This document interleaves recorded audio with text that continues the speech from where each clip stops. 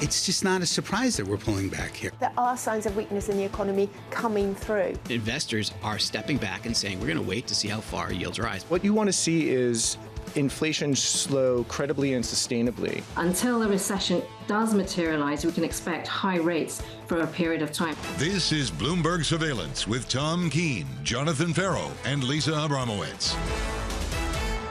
It is Payrolls Friday, live from New York City for our audience worldwide. Good morning, good morning. This is Bloomberg Surveillance on TV and radio alongside Tom Keene and Lisa Abramowicz. I'm Jonathan Ferro. Your equity market on the S&P 500 firmer here by 1/3%. That jobs number, 2 hours, 30 minutes away. The estimate at the moment, 200K. TK, welcome back.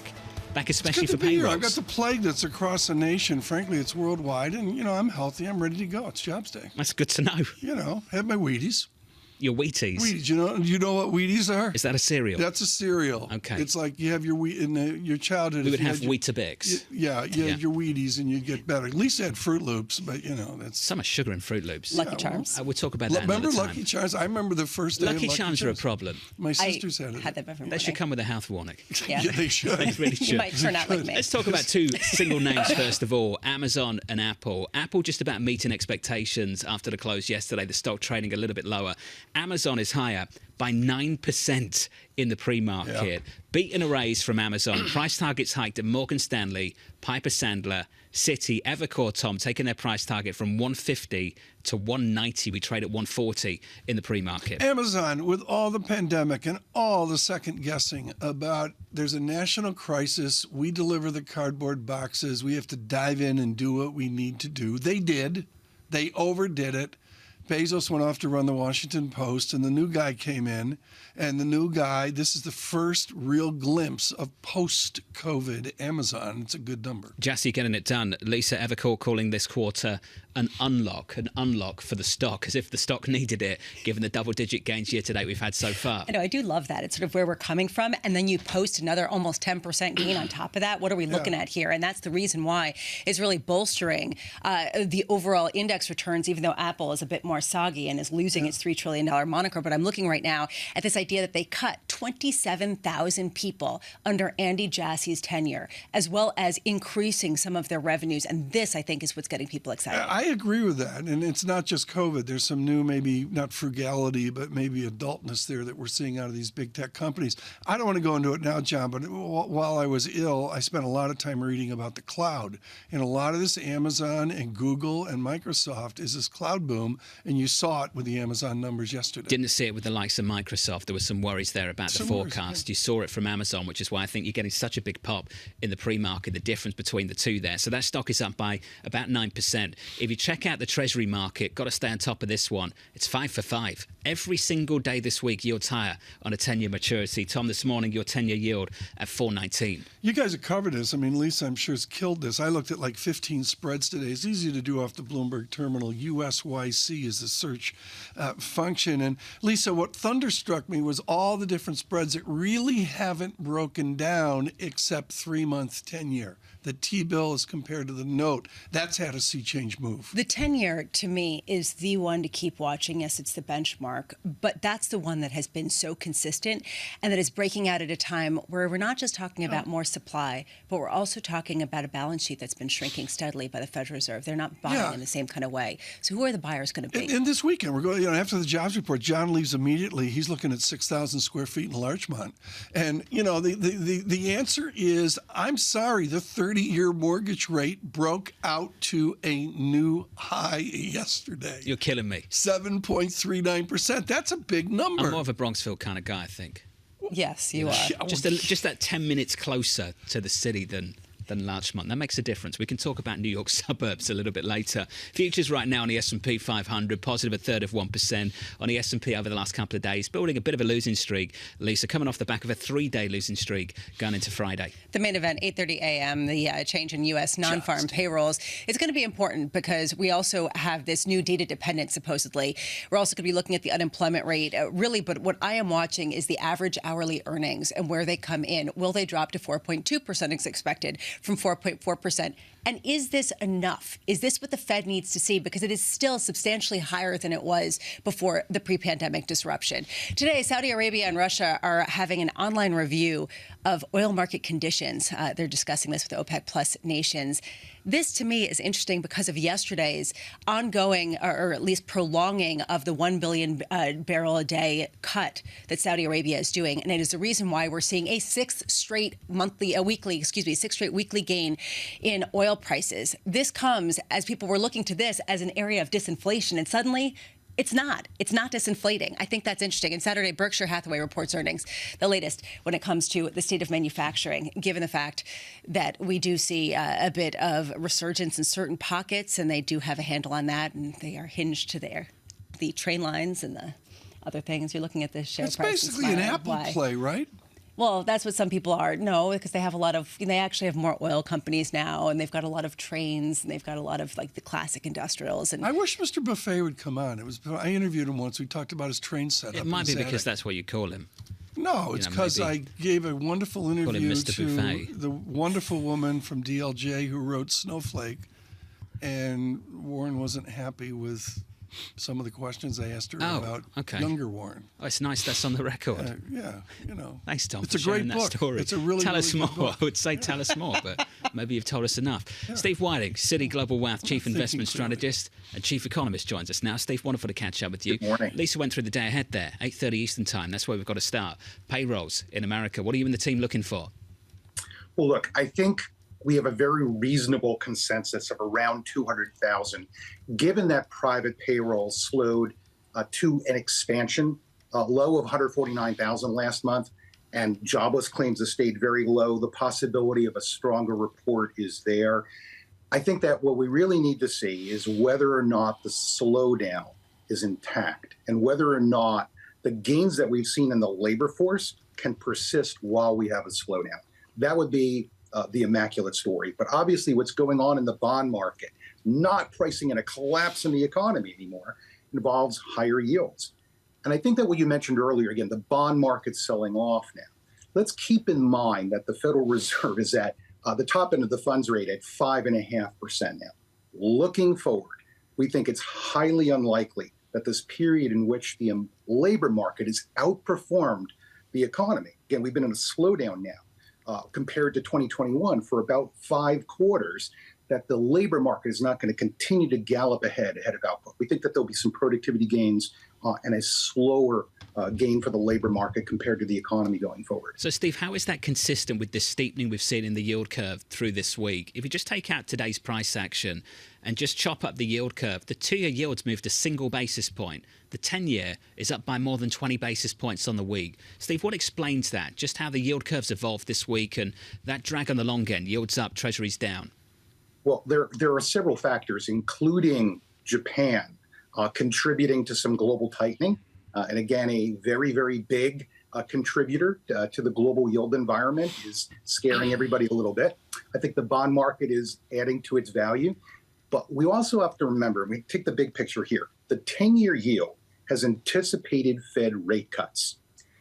And we think that we'll get them in the coming couple of years. Take a look at the Fed's own forecast out to 2025, for example. But if you think about this picture, and this is the important part, the yield curve has always flattened in a Fed tightening cycle. It has always steepened in a Fed easing cycle. And so that history, again, it's been there for the entirety of the last 60 years.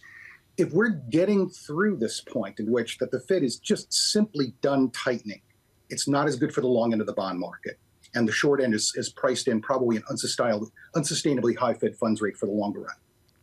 All right, look, Steve Whiting, at the change here in yields. And the bottom line is there's a whole thousands, millions of people that have never seen this yield environment in any way, shape, or form. And the basic belief is a financial system, we're all going to die with higher yields. You and I lived these higher yields decades ago. Explain to people how we're not all going to die with a 4.5% 10-year yield. Well, even some of what's happening in the economy, you know, the housing market just coming to grips at some base level of demand. You mentioned mortgage rates, it's going to hurt. But the housing market has already hurt quite a bit. And it's really the change in interest rates is the impulse to knock down the housing market, for example. And we've gotten used to this yield. Where we came from in 2020 with a 10-year yield at 0.5%, that was an aberration. But I'm also going to tell you, and we've never believed that we're going to a 1980 kind of 14% yield here. We don't have decades of inflation and easing monetary policy behind us. We had this period of COVID upheaval and a period of 25% money supply back in 2020. It's not there now. Money supply is contracting. The Fed is at 5.5%. Our demographics globally don't look and don't poise us here for a period of rapid growth. So I think that we're going to find out that these yields prospectively on the inflation of the next few years, it's about as good as we're going to get. So does that mean that you pile into long bonds right now and you pair some of your holdings in equities as you sort of try to understand where we're heading and capture the yield that you think is as good as we're going to get? We did quite a bit of this in the last year or so, and we're not adding to fixed income holdings. We're already overweight at these yield levels. We think that they will be, very solid holdings for the next few years. But there's not a lot of ability here for us to really think that the long end of the bond market will outperform. I mentioned that yield curve steepening trend. It's already anticipating Fed rate cuts. The real sweet spot, again, if you average out different maturities, we think is around 5 years. And there you've got some limited duration, and sometimes you want duration for part of your portfolio, but you've got a lot of yield here compared to where rates will be sustainably in the next 5 years. It's almost like this. You could get across investment grade securities, you could build a portfolio of about a 5-year duration at a 6% yield across different types of credit quality, still staying investment grade, or you could get 5% for the next 6 months. And that's a different story in the Treasury bill market. We think that in the end, you're going to want more duration than Treasury bills, but we're not taking some massive bet on the long end of the bond market collapsing in yield. Steve, can we get you in trouble before you leave and get you to talk about a single name? What do you learn from Apple and slowing sales? What does someone like you take away from a report like that? I think it's idiosyncratic in this particular issue. But, look, you can obviously see that in the past for that stock.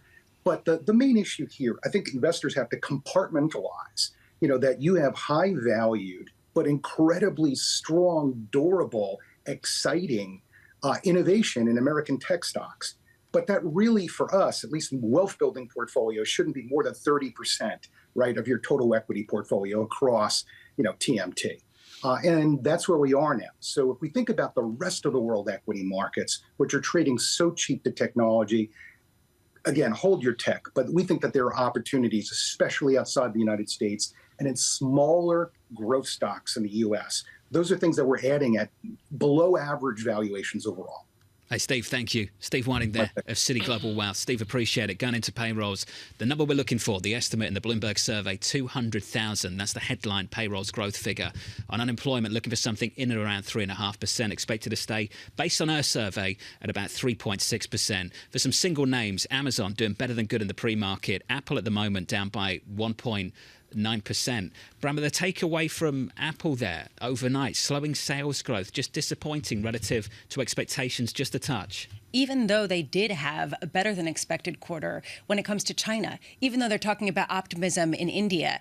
And this goes to this question, how much is this the global smartphone market that is contracting? And we saw that from Qualcomm significantly.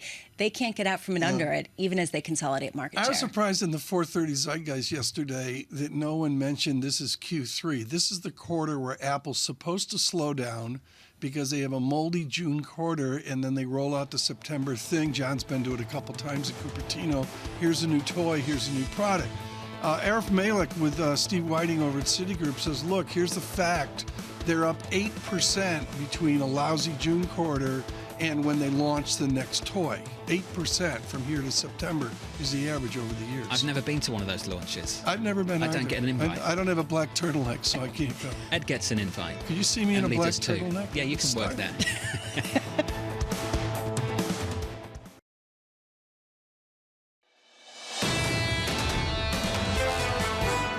This is a very sad day for America, and it was also very sad driving through Washington, D.C. and seeing the filth and the decay and all of the broken buildings and walls and the graffiti. This is not the place that I left. It's a very sad thing to see it. When you look at what's happening, this is a persecution of a political opponent. That's the view of the former President Donald Trump after appearing at a federal court down in Washington, D.C. Plenty more on that in just a moment. From New York City, payrolls just around the corner. You know the estimate now, 200,000 going into it, the state of play. The price action looks like this in the equity market on the S&P 500. Equity futures at the moment, slightly positive by 1/3%. 3-day losing streak into Friday and trying to help that bounce is Amazon, which is up big time in the pre-market by close to 9%. In the bond market, as you were, Monday, Tuesday, Wednesday, Thursday, hello Friday, yields up higher by another couple of basis points, Tom, 419. This is a move close to 24 basis points higher on the week. Pick your poison. Lisa and I have been doing this over the last couple of days. The data, probably not. The downgrade, shrug of the shoulders by most people, Tom. Yeah. The Treasury supply, that's a real story coming out of the Treasury. It's a real story in the hockey stick chart, which is the interest expense of the federal government, is something as well to look at there. What I would focus on, John, is you go to the BTMM screen on the terminal and you say round it up to 6%.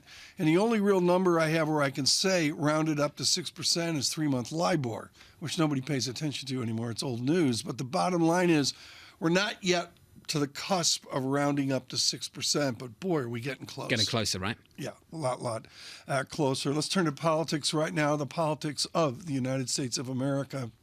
We do this so much for our international audience. Wendy Schiller has advised us with Brown University, the Taubman Center for American Politics. Wendy, I want to go to the word cumulative. We're using it in economics now in the Fed. We have cumulative indictments. What is the difference between this single event of yesterday and the fact there's been one, there's been two, there's been three, and dare I say there could be four? What's the difference, the distinction?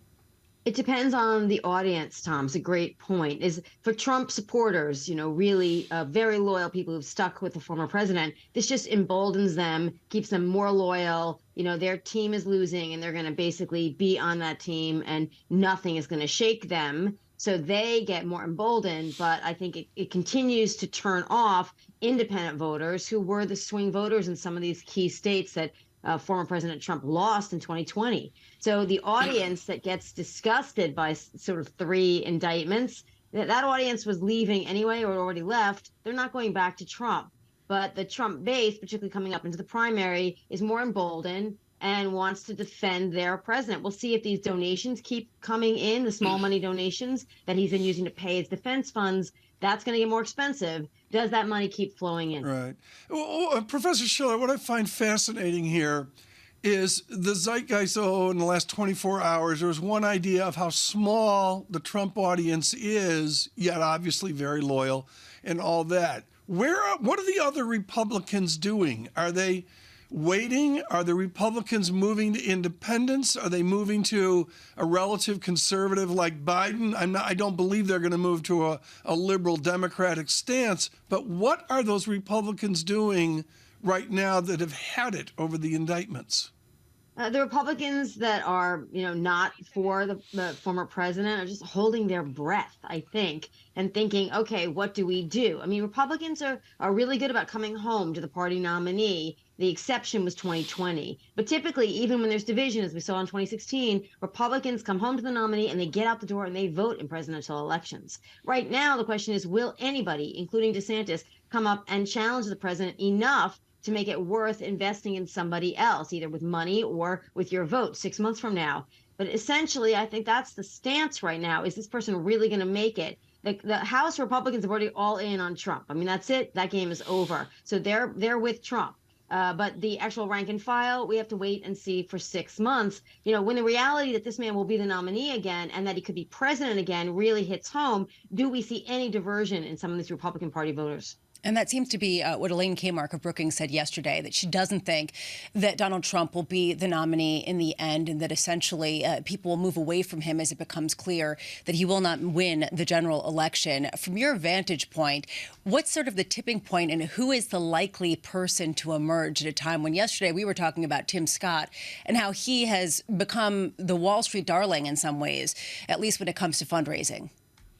Yeah, Elaine has been in politics a long time and knows what she's talking about, but I've shifted. I thought he wouldn't get the nomination, and now I just don't see enough people getting out the door to vote in the primaries coming up 6 months from now to knock him off his perch. I think we have to see the Iowa polls seem to be shifting a little bit. DeSantis seems to be gaining some ground. If DeSantis can gain a little bit of ground in the next couple of months, then he becomes worth a second look for primary voters and investors, campaign contributors. So we just have to see if he can get any momentum. Even if he's losing to Trump, momentum will probably, reignite his campaign. Then he becomes sort of the obvious option. But he's got some real liabilities in the general election as well. So I'm not sure the electability factor for DeSantis actually, gets him over the top and defeats Trump in the primary. One thing I keep thinking about is that the entire pitch for President Biden to run again is that he is the only Democratic candidate who could win against Donald Trump.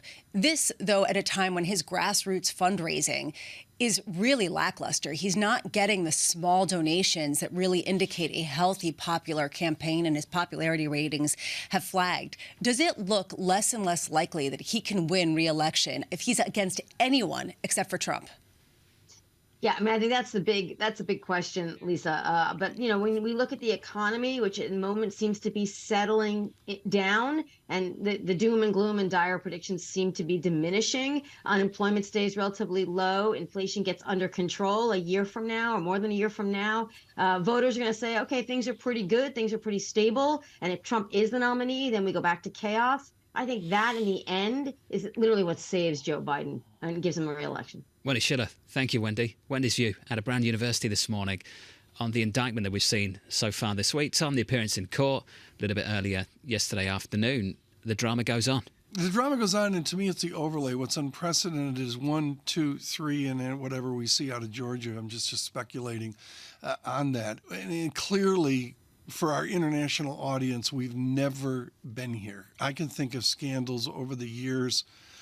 One isolated thing, all of Watergate, which I remember in Technicolor. I think I was a junior, senior in college, whatever. But there's no comparison to what we have right now. We just went through the 1, 2, 3. So we're talking Florida, Washington, New York, and maybe going down to Georgia as well. Georgia, I believe, would be 4. I defer to Tim O'Brien and his wonderful leadership on this at Bloomberg Opinion, but I think the cumulative nature of it is something that's truly unprecedented. Away from the politics, Tom, I think one thing in Washington that we've really got to focus on is this Treasury supply story that really got some fuel earlier this week when the Treasury had to come out and basically lift its estimate for issuance in this quarter from 733 to 1 trillion. And what Jim Reed at Deutsche Bank and others are trying to figure out, is this some kind of South easing? We know tax receipts are down. We know interest costs are up. Is something else happening here? I think it's extremely valid, and what I would point out is the idea of suddenly. It's amazing in fiscal economics how everything's wonderful, there's a wonderful glide path, and then suddenly. And I'm not saying we're at suddenly, but you've got a set of moving parts that can change rapidly, where suddenly is August or suddenly is the end of the fiscal year. Well, suddenly this week, Lisa, this bond market woke up close to 420 on a 10-year right now. And what's interesting, and we were talking about this, it's been a slow grind, but then suddenly it reached a level with the Fitch announcement that sort of crystallized a lot of things in people's minds, that suddenly it got the attention of risk markets.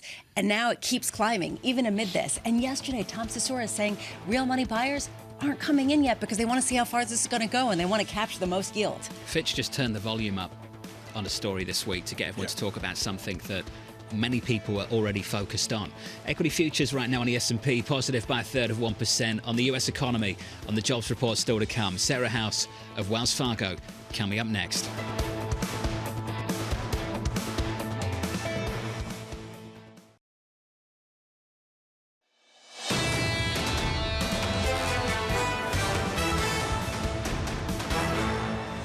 Payrolls 2 hours away. Your equity market set up as follows. On the S&P 500, on the Nasdaq. I think we have a countdown clock. It's there, Tom. Yeah, it's on screen. 200, Great, that's helpful. 14, 13, just in case you forget. 12. On the Nasdaq, positive by 0.5%. You can thank Amazon for that move, because Apple's down in the pre-market. We'll get to those two movers in a moment. In the bond market, off the back of this 3-day losing streak in the equity market, it's been 5 days of it in the bond market. Yields up, up, up, up, up, up. Is that 5 or 4? Anyway, yields up by a basis point this morning to 418.59 on a 10-year. On a 2-year, up by 4 basis points to 492.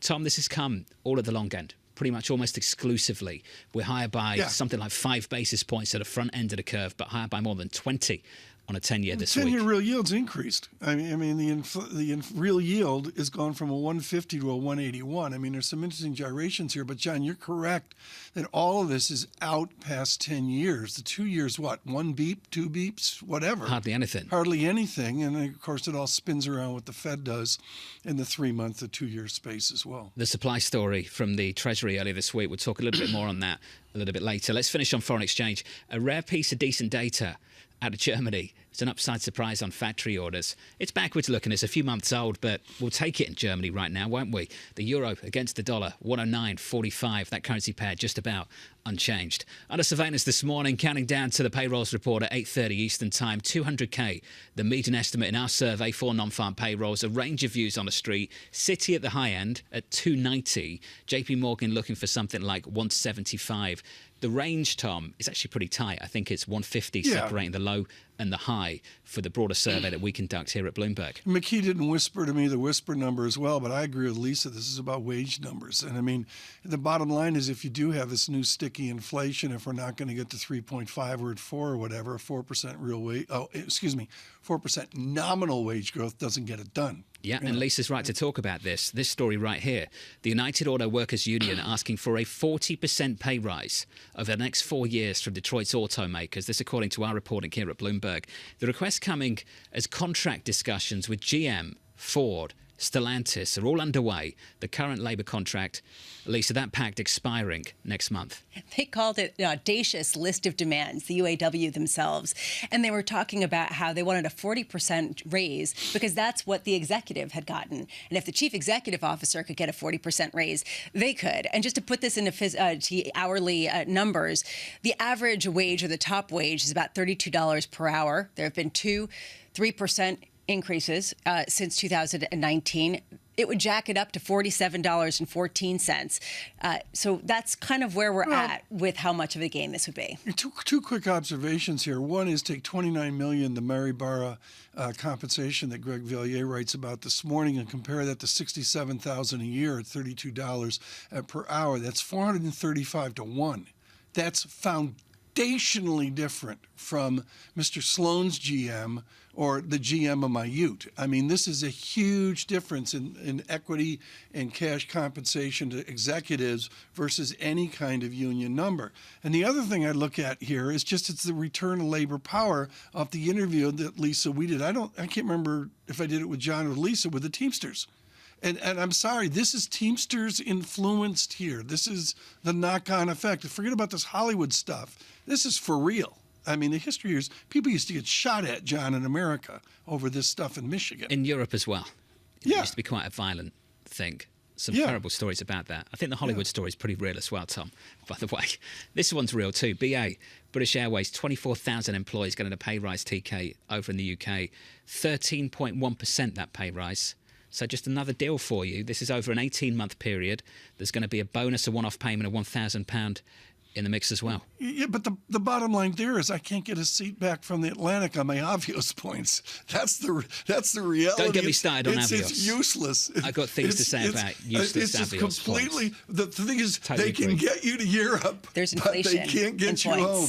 You try and get an upgrade, Bramo, with BA points, and it's like, those seats aren't available. Okay. Every single flight you try and do that with. My completely uneducated take, just in general on points, use them now because there's serious inflation and they're worth a lot less later on. So every month they go on, they lose it because they're basically trying to ramp it in. Anyway, carry on. I've got things to say. I know. You've got things to say. Got things to say on Amazon and Apple. Amazon shares up in the pre-market. Nice move in early trading for Amazon going into the opening bell. It's a beat and a race from them. The concerns you had about cloud revenue growth that Microsoft you don't seem to have over at Amazon. That stock is up by 9%. Let's sit on Apple just for a beat. The good news there ain't much, that's for sure. Third straight quarter of declining sales, slowing demand for phones, computers, tablets, TK, take your pick. This line from KeyBank, and I'd love to get Dan Ives' thoughts on this, and we'll talk to Tom Forte about it later as well. KeyBank raising this concern, worries that the US upgrade cycle is coming to a halt. The upgrade rates are at all-time lows and likely to result in weak revenue here in the United States. That was the bullish thesis, Tom. Yep. Upgrades, ready to go. And let's focus on the upgrade rate now. Every 12 months like clockwork, slow June, slow summer, September, back to school. It's dead, then a back new one to comes holiday out. season, new product. Will they show up? We don't know if they'll show up. Sell Apple. I mean, that's the way it always is. Selling it this morning. Stock's down, TK, by, let's call it 1.9% this morning. 1.9% after going up 400% since February or March. Right now, we're going to advance forward on this jobs report. Sarah House has been wonderful, senior economist at Wells Fargo, and joins us this morning. Beneath the headline data at 8:30, what's the first thing you will look for?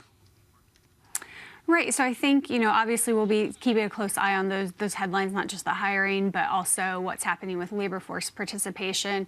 But I'm going to be looking at some of the, less known sides of things that maybe are potentially showing that we're starting to see some cracks in the foundation of the labor market. So, for example, permanent job losers. So those have increased about 20% over the past year, about 300,000 workers, which doesn't sound like a lot, but that's on par with what we saw in between late 2006 and summer of 2007 before things really started to unravel in the jobs market.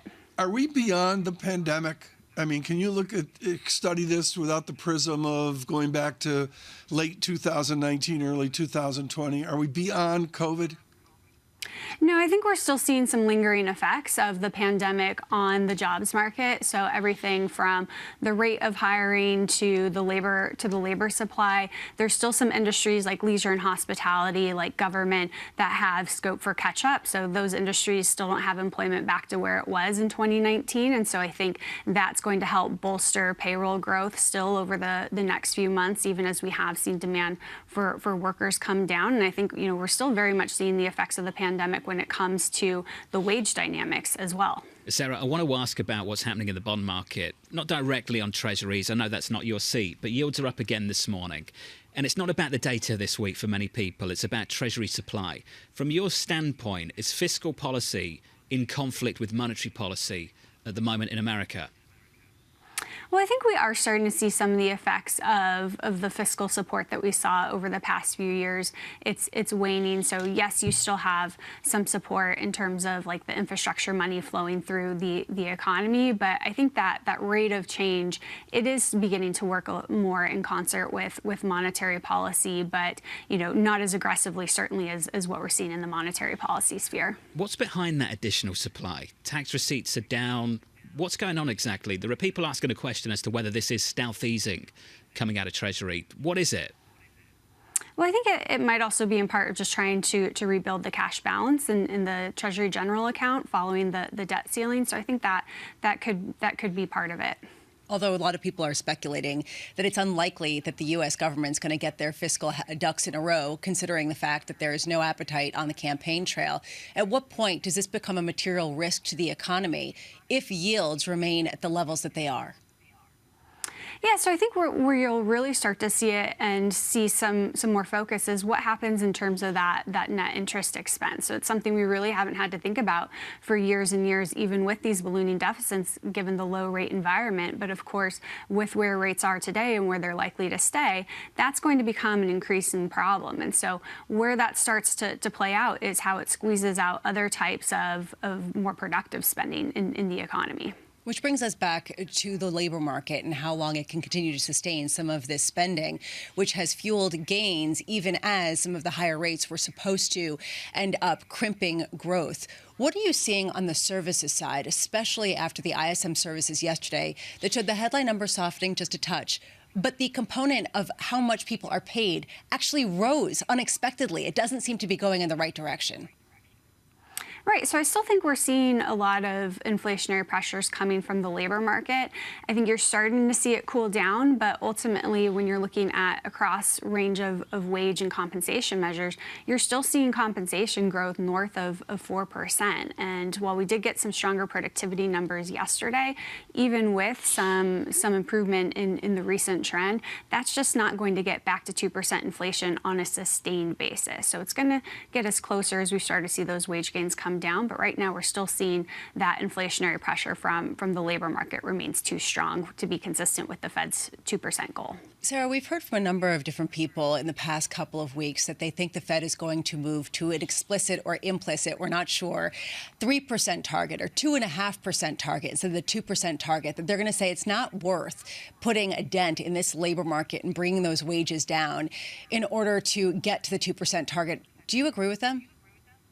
So I think over the medium term, so let's call it another year or two, I think that that's broadly right. So I think the Fed can live with 2.5%, certainly 2.25% inflation after all the rigmarole we've been put through in the past few years. But I think, for the long-term target, I don't think that changes. Right. And so I think where you end up with is policy is going to be on net a little bit more restrictive, maybe a little bit above that long-run estimate to, I think, once you get past the worst of the recession fears, that you still get some downward pressure to get back to 2% over time. Sarah, to the heritage of Wells Fargo and the idea of Jay Bryson's work and the great John Sylvia, you've always had a unique take on the American labor economy.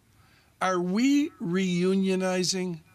Is there something going on here besides just news on one union, news on that union?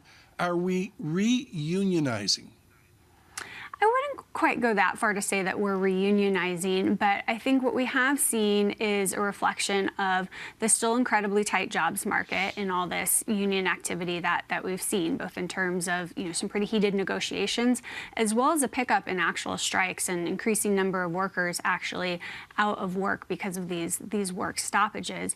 But it's also, of course, a reflection of just the extraordinary inflation environment we've seen. So if you look at the employment cost numbers, so union compensation has lagged that of non-union as a lot of these contracts were made before we saw inflation really shoot higher. And so I think to some extent this is a little bit more catch-up rather than a signal that we're about to get another leg higher in terms of wage growth. But it does suggest that it's going to keep those wage pressures elevated and again make it hard to get back to 2% inflation anytime soon on a sustained basis. Hey Sarah, thank you. Ahead of the payrolls, Sarah House there of Wells Fargo. The median estimate at the moment, 200k.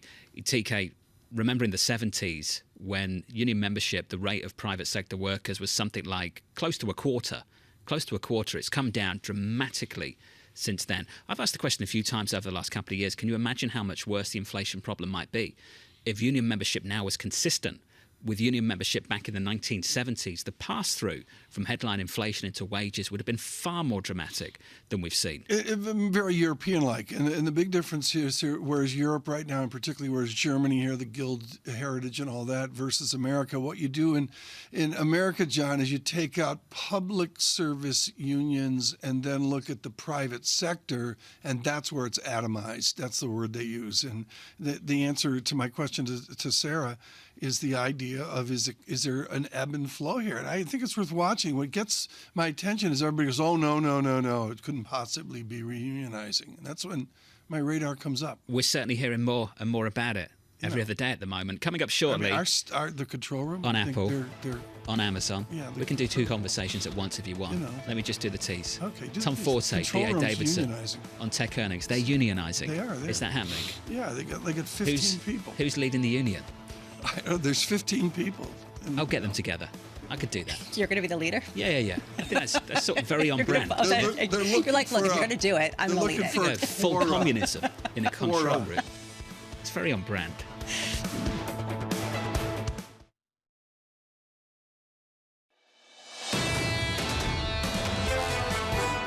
People are employed, they have money, they're spending money, and the Fed is trying to slow down the economy, and it looks like we're reaching a pretty good equilibrium. I think there's always been this battle between the consumer and the Fed, and the consumer has won the battle back a bit, but they got to be careful of overwinning it now. And now the risk really goes to over-tightening and slowing down the consumer too much, and then we would have a recession.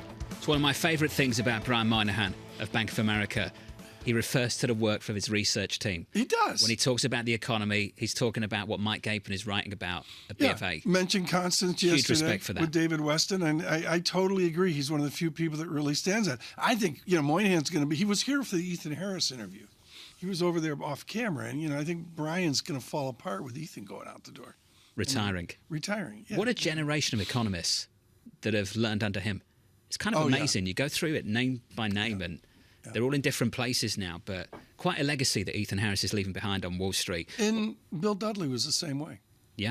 At Goldman Sachs. Still around, and hopefully we can catch up with Ethan now and again as well. Let's touch base with the price action. Equities right now on the S&P 500. Equity futures are just about positive by 0.3%. Two names I want to look at.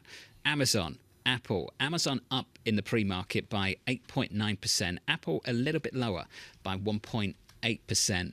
Amazon doing the heavy lifting for the Nasdaq this morning, TK, with a tidy rally in early trading. It's a tidy rally as that. Let's go to Apple first here, and the whole idea of OMG, they're down 1.84%. And somebody that absolutely nailed this, I mean, Dan Ives comes on, and let's be honest, he's dressed up like Fruit Loops. I mean, we were talking about Fruit Loops earlier. He's got the Fruit Loops sneakers. You can tell Dan that yourself, all right? He's got the Fruit Loops, the turquoise shirt going, and he's the uber bull on Apple. There's others out there more measured, and one of them is Thomas Forte, senior research analyst at D.A. Davidson. He's got a neutral. He's measured. He sees the optimism. But, John, you were talking about this off camera here when we weren't talking about, does Barbie have legs 3 weeks in? And the basic idea here is the Apple mystery is, are you going to go from the iPhone 10 and finally spring up to the iPhone 15? I don't, For any kids listening, Barbie still has legs. Okay. I just want to, just confirm that. Just confirm that. Oh, my God. Tom Forte joins us now. Tom, it's good to catch up. Catching up yesterday was really revealing as well. Some insightful comments you made on Apple where you essentially said, and you've written about this, you think maybe the stock had gone too far. We're down this morning by 1.8%. You're aware of the bullish thesis, Tom. There's this upgrade cycle. Lots of people sitting on old phones. They're all going to upgrade and buy new ones. Where is the upgrade rate now going into the new launch of new products in a month or so? So the most concerning statistic from Tim Cook on the call yesterday was that consumers, more than half, are already paying for their Apple product on an installment basis. So I think the low-hanging fruit's been picked to the extent that that was the opportunity for Apple to get you to go from buying your iPhone or having your iPhone essentially fully subsidized by the carrier to now having the consumer pay for it on an installment basis, often with no interest. I also am concerned that the carriers are going to subsidize the 15 to a lesser degree than the 14 or 13. Yes, they want more consumers on their 5G networks where they've invested billions, but their times are tough too right now.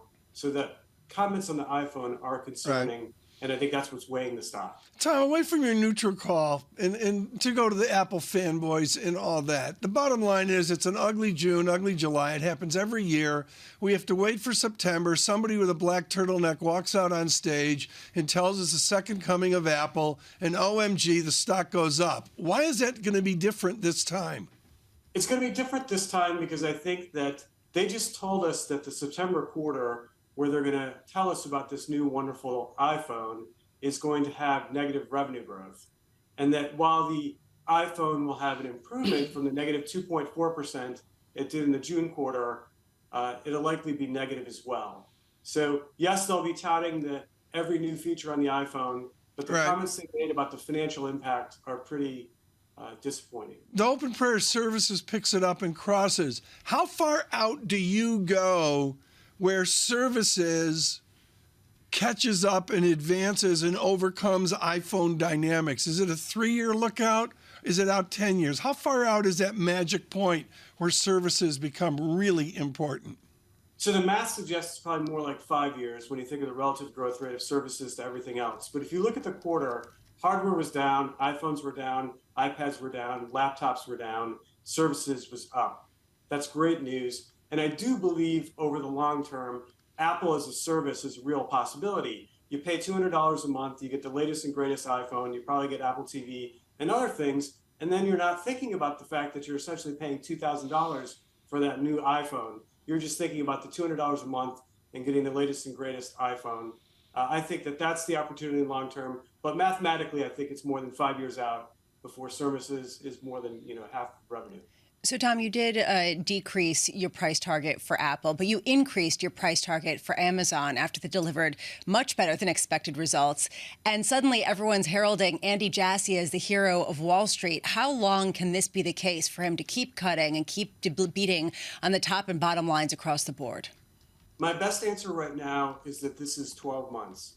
So they just had their good June quarter, their good outlook for the September quarter. They'll have a good December quarter and a good March quarter. I am very concerned that at some point reality sets in. And to the extent that these cost cuts are making them less customer-centric, that's going to slow the flywheel, price, convenience, selection. So I think the next 12 months, they're good. Day one of the next year, I'm concerned. Some people might argue that the cloud business is going to take over all. It has done the heavy lifting for all the profitability of this company, and it showed signs of picking back up. There will be questions about whether it's gaining market share versus Microsoft's Azure. How long can that really be the main flag bearer for the company? I mean, is that enough to really offset what you see down the line on the customer service side, in the sort of retail side of things? The answer is not long enough. So we're cheering a 12.2% growth rate compared to a 15.8% growth rate when they reported the March quarter, though it is better than the 10.8 they suggested in the month of April. That's the slowest growth rate since AWS was launched in 2006. Andy Jassy's bragging about double-digit growth as if it's not going to be sustained. So a lack of double-digit growth for one of their most important profit centers is hugely problematic, especially given the current state of their e-commerce business. Amazon collectively needs something like $3.4 billion for an incremental basis point or percentage point of revenue growth. They're going to need advertising. They're going to need video. They're going to need healthcare. They're going to need something else to come in to take the baton from AWS over the long term. Tom, can you describe how service on the e-commerce side has deteriorated over the last year? Yes. So the best example is anecdotal. So I had a defective smoke alarm that I purchased on Amazon. Not that long ago, they would say, we're sorry it's defective, we'll send you a replacement, put the old one on your porch and UPS will pick it up for free. Now they want $7.99 for UPS to pick it up, or they want me to go to Whole Foods, wait in line at Whole Foods to return it. So that to me is one example. What's going to happen is I'm going to start thinking more about going to Target. I'm going to think more about going to Walmart, to Costco, to other retailers. And I think that's hugely concerning for Amazon, something I'm monitoring closely. It's anecdotal, but I hear the same thing from so many people. Tom Fordy of D.A. Davidson, great call on Apple going into the earnings just yesterday. TK, I see the same thing too. I've got a conspiracy theory about Whole Foods shopping too. They always say the water's not available, but it is. And I know the water's available. What are you talking about? You order the water with your food. You get Whole Foods delivered. Enter 2023. And they turn around every Friday morning. Let's see if it happens again when I get home. And they say the bottled water's not available. And I've always wondered, is it the weight? Are they just pretending because it's the weight? No, I got my sparkling water. I love this. Every single week. I love the detail. I've had water I got my once sparkling in the last water month. yesterday. Yesterday. Don't dehydrate. You know what the problem is? It's a Ready? problem. It's like plastics in The Graduate. Ready? Bananas. I've given up ordering bananas. Are they from saying Whole Foods they're not there? No, they come, but they're not like if I pick them. They're like you can't do fruit because they don't pick the right fruit. I mean, I'm getting it. This is good. This is important. I think we just get it all out there, TK. This is like what Tom Fordy. This is why Fordy's so I'm agreeing good. with Tom. It's anecdotal stuff. It's not CFA blather. Bananas. Bottled water. Excuse the cough, folks. Same thing. Sorry. I know what everyone's going to say. Drink out of tap. Get one of those disposable you're going to get things. lots of people. I love it. You know what I learned with Whole Foods? This is important.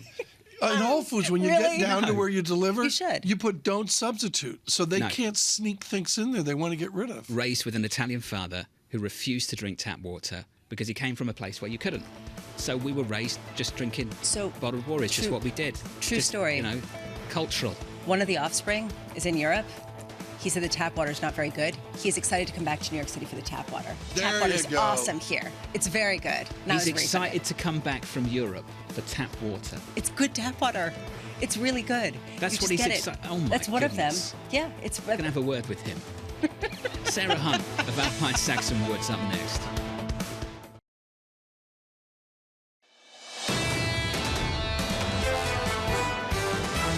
It's just not a surprise that we're pulling back here. There are signs of weakness in the economy coming through. Investors are stepping back and saying, we're going to wait to see how far yields rise. What you want to see is inflation slow credibly and sustainably. Until a recession does materialize, we can expect high rates for a period of time. This is Bloomberg Surveillance with Tom Keene, Jonathan Ferro, and Lisa Abramowicz.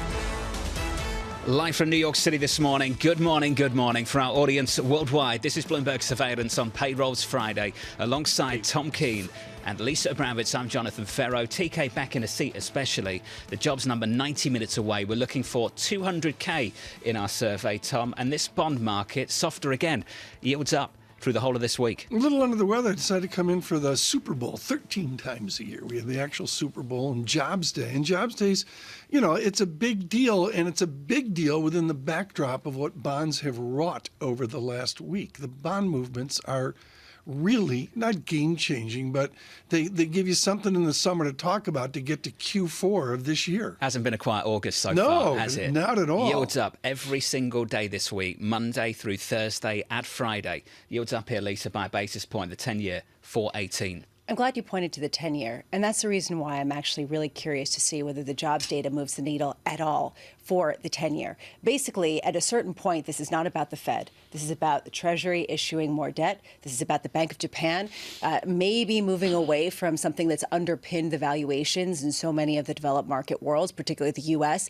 So here's the question. At what point does Fed lose control over the narrative and get the sense in the market that they're not going to respond to any strength, that if it comes in, you get the sort of deterioration, you get a feeling longer term, there's still going to be inflation. I do not agree that it's this macro stuff. The macro stuff is tangible. It deserves our focus. Look what Fitch did. We all woke up with Fitch and said, OMG, we're a banana republic. But the bottom line is this is about inflation Canada. sticky. And Michael Gapin, when he wasn't, when Michael Gapin wasn't advising Brian Moynihan on what to say in the economy, he put out a great chart. It was a fan distribution of the inflation outcomes that are there. And what's really happened here in the beginning of August is, OMG, we're not going to go to 2%. It may be 3.x or 4.x. Stickiness is the real debate into this jobs report. I've waited 3 days to take that dig at Canada. Apple in the pre-market, negative by 2%. It's nothing personal. Amazon positive by close to 9%. Apple just about in line with expectations, a bit softer on iPhone sales. But to look at Amazon here, Amazon up by close to 9%. There were concerns about cloud revenue growth going forward from here over at Microsoft. Lisa, you did not see that at Amazon overnight. On any level, what you saw is job cuts, yay, and increased profits, yay. Everyone's piling in. The question is, as we were talking to Tom Forte, how long can it last? And at what point can people keep projecting out this type of growth at a time where there are some headwinds and there's a lot of competition? I think that's important, especially in light of what we keep hearing, which is the consumer can't keep this up forever. They've managed to, much longer than people thought, but they can't keep this up forever. That's what everybody's saying. That stock just about holding up this equity market at the moment on the NASDAQ, given its weighting. On the S&P 500 here, Lisa, equity futures positive by, let's call it 0.2%. What we're looking at today, obviously, 8:30 a.m., the change in U.S. non-farm payrolls for July, the unemployment rate. John went through that. 200,000 is the expected number. What I'm watching is the average hourly wages. How much do they continue to climb? How much does it decelerate from some of the increase that we've seen recently? If we get down to 4.2%, here is the key question for the Fed. Is that enough to sustainably say, OK, we're happy with this, we're still going to remain on hold or even cut rates in the near future? Today, on the oil front, as oil prices continue to climb, Saudi Arabia and Russia are holding an online review of their market conditions, and OPEC Plus nations will weigh in. How long can we see an increase in oil prices before it becomes the main story? Because it has been 6 straight weeks of oil gains, and it seems to be gaining some feeling of momentum from what Saudi Arabia did yesterday in terms of maintaining production cuts. And Saturday, we get the word from Warren Buffett. Berkshire Hathaway reports earnings. Very curious to see what he has to say about the industrial production complex in the U.S., given that he is so heavily invested in them. And yes, of course, Apple. Is this the Omaha thing? Have you been to the Omaha thing? No, never been. Is this weekend? Are we going to do that? That's He tomorrow. plays the ukulele and. Oh, that's tomorrow. Yeah, the that's get tomorrow. together. Well, It's not tomorrow's the get-together, is earnings. it? No, it's not the not the get-together. We annual already had the get-together. annual get-together, but the earnings are He's tomorrow. never invited me out. Yeah. We covered the full cult and how you felt about it. The full cult. You like that? Going full cult in Omaha. Bramo, they were your words, not mine. Sarah Hunt joins us now, Chief Market Strategist at Alpine Saxon Woods. Sarah, good morning to you. Good morning. We've had these tech earnings now, and I wonder, from your perspective, do the tech earnings justify the double-digit gains we've seen so far year to date in this equity market? I think so far they may have. The question is going to be about what is coming next, right? So it's all about the outlook right now. So it's very good that Amazon had good numbers. If you look back at the way Amazon has performed versus Microsoft or Apple, it was not performing as well. So it did need to do something, relatively speaking. And it's not a huge surprise that Apple is having a little bit of a give back on unit sales on some of the hardware, because you had, just like everything else, huge extra sales during the pandemic. The thing for Apple is that gives them a bigger installed base. That whole services revenue story becomes more and more important, and they're adding that. So I think that that's good news. The question really is going to be what's going to happen going forward, and the expectations for next year are some pretty serious growth, and I think that's where it's going to be a little bit tricky. Lisa and me are in the same camp on this, because every time you get these earnings from these tech players, we look for this kind of macro signal. Before we get into that with Apple, can you tell me if the iPhone is a staple or a discretionary item? Because when you start to see slowdown there, is there a broader economic signal that I can take away? So I think because of the pandemic, that's a more difficult question to answer right now. In a normal environment where you hadn't had everybody staying at home and people saying, you know what, every kid needs an iPad because they can't share anymore because they're home all day. I think that changed the math of that. So I don't know that you can have a huge read into that, except that people possibly overbought or they ordered quickly because they were afraid that they weren't going to get something. I had to wait for my iPad. Everybody wanted one, right? So now you are going to wait for the upgrade cycle. But the fact that they're seeing a lot of switching is positive for that upgrade cycle. So I'm not sure that that's a huge macro takeaway, especially given how so many of the pandemic stocks had a much stronger slowdown post-pandemic. That's not a huge surprise that you should see some of those units coming in. Mr. Buffet, as 40% of his Berkshire Hathaway is Apple, and that's been a growth proposition going back 7 years, 2016, where Apple's just built and built and built. Carry that over to our listeners and viewers. Do we really lighten up on tech here, or do we just assume that they keep growing as Mr. Buffett has enjoyed seeing Apple grow? I think from the longer term, they keep growing. I mean, this was the argument at the beginning of this year, right? Which was last year, the tech stocks got hit very hard. And one of the things that we've talked about historically is that some of those things become staples. Is your iPhone a discretionary item, or is it something that you have to pretty much have with you when you leave the house? Does it feel like I can't live without my phone? It sort of does. So I'm not sure whether or not that falls into now a consumer staple as opposed to a discretionary item. But I think that the question is, can I keep seeing better performance out of these stocks than the rest of the market? And I'm not sure going into next year how much of the earnings growth is going to come the way people expect it. So, and I'm not sure if that's only about technology or about the entire market, because I think that there are some concerns there. We're having this conversation at a time when yields are rising to the highest levels since November, but really kind of pushing up against some of the highest levels that we've seen in a long time. And I'm wondering how much that changes the conversation, how much that changes your thesis in terms of valuation and where that correctly is placed in the equity market. So I think that this is one of the things that we've also been saying all along, which is that it's hard for me to believe that the Fed is going to cut as fast as people expect them to. So we sort of expected rates to stay a little bit higher for longer. The question really is, how high do they stay? Because the question about cutting rates so quickly, right? We're still at a point where we're not at 2%. I'm not sure we get there that quickly. And everyone's talked about how difficult that last 1 percentage point or 1.5 percentage points of inflation may be. You may see inflation start to rise because oil prices are on the move and food prices are higher. So I think that it's going to be difficult to see rates coming down in that way that they did in the last 15 years, that every time there was a scare, rates came down very, very far. There was an article on Bloomberg about how the stock market can continue to rise even though rates are going higher because multiples can continue to expand. And I think it's just going to be, you're not seeing that trade-off between tech and rates the way you did last year. Every time rates went up, tech went down. You're not seeing that right now because tech has come through with good earnings, even in higher rates. And they've got so much cash, they're now earning money on some of that cash. So that whole idea that tech is going to be in trouble because rates are going higher is a little bit difficult on the very mega tech side to see. So I think that's going to depend on how we see next year. But I think rates are going to be higher than people want them to be for a little bit longer than people expect. Surely it matters why they're higher. If they're higher because the data's been better, then you can make the argument that it should be good for risk assets. If yields are higher because the Treasury is issuing more and potentially crowding out the bond market and yields are up for that reason, isn't that a little bit worse for risk assets? Oh, absolutely. And I think that you used a great phrase earlier, which is Fitch just turned the volume up on something that was already there. Nobody was paying attention to the fact that Treasury was talking about a big issuance until you had that combination of, oh, here's the big issuance, and oh, by the way, we have an issue. The expense for the U.S. government is much higher as well. They did not term out their debt like households did and like corporations did. That's going to be, excuse me, a big issue going forward. So the question, I don't disagree that higher rates, because the backdrop is not so good, because you've got more risk because I'm issuing so much debt, is not as good as higher rates because things are better and we want to continue to slow things down. I'm not sure how that plays out, but I don't think rates are going to come down to the extent that people want them to as fast as they do. And I think that's just going to be tricky for equities as well. It's tradition. You know how we finish interviews together. We talk about energy. It's turning around. Energy's up. Saudis are pulling back and saying they might do that for a whole lot longer. We've seen some of the capital returns coming out of some of the energy players.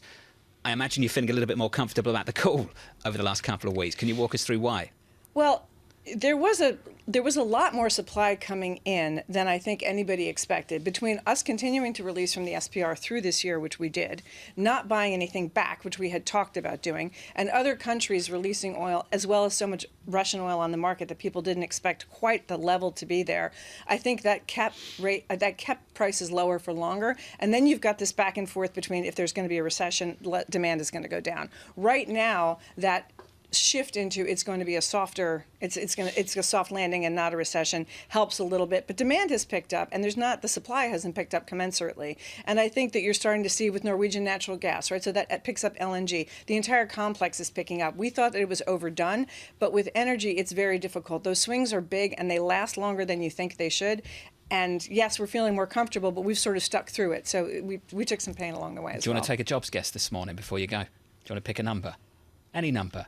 Whatever you fancy. Go 197. On. There we go. Beautiful. Just short of consensus. Can you get down to the 100, 197.5, 197.4? Sarah, thank you. Sarah Hunt, good to see you. And Van Pine Saxon Woods. If you're just joining the programme, welcome to the programme. On payrolls Friday, in the survey, the estimate at the moment, 200k. Equity futures on the S&P 500, higher this morning by 0.14%.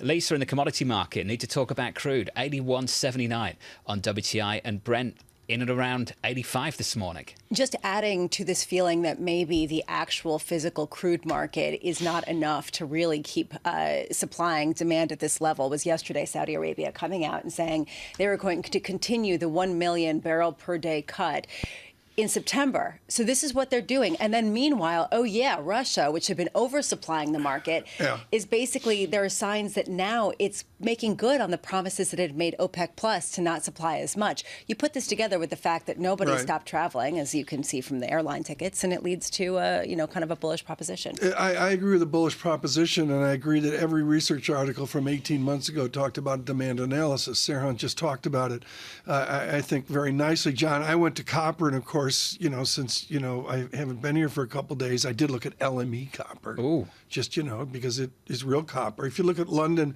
LME copper, LMCADSO3, John has the symbol memorized.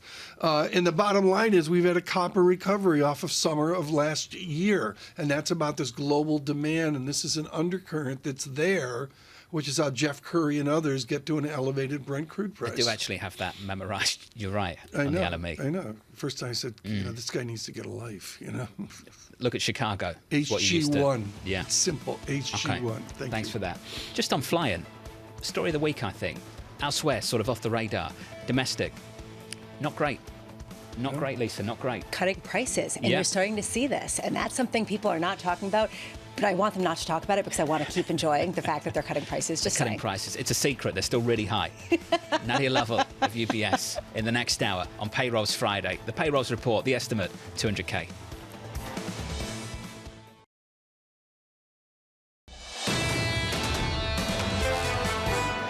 This was never supposed to happen in America. This is the persecution of the person that's leading by very, very substantial numbers in the Republican primary and leading Biden by a lot. So if you can't beat him, you persecute him or you prosecute him.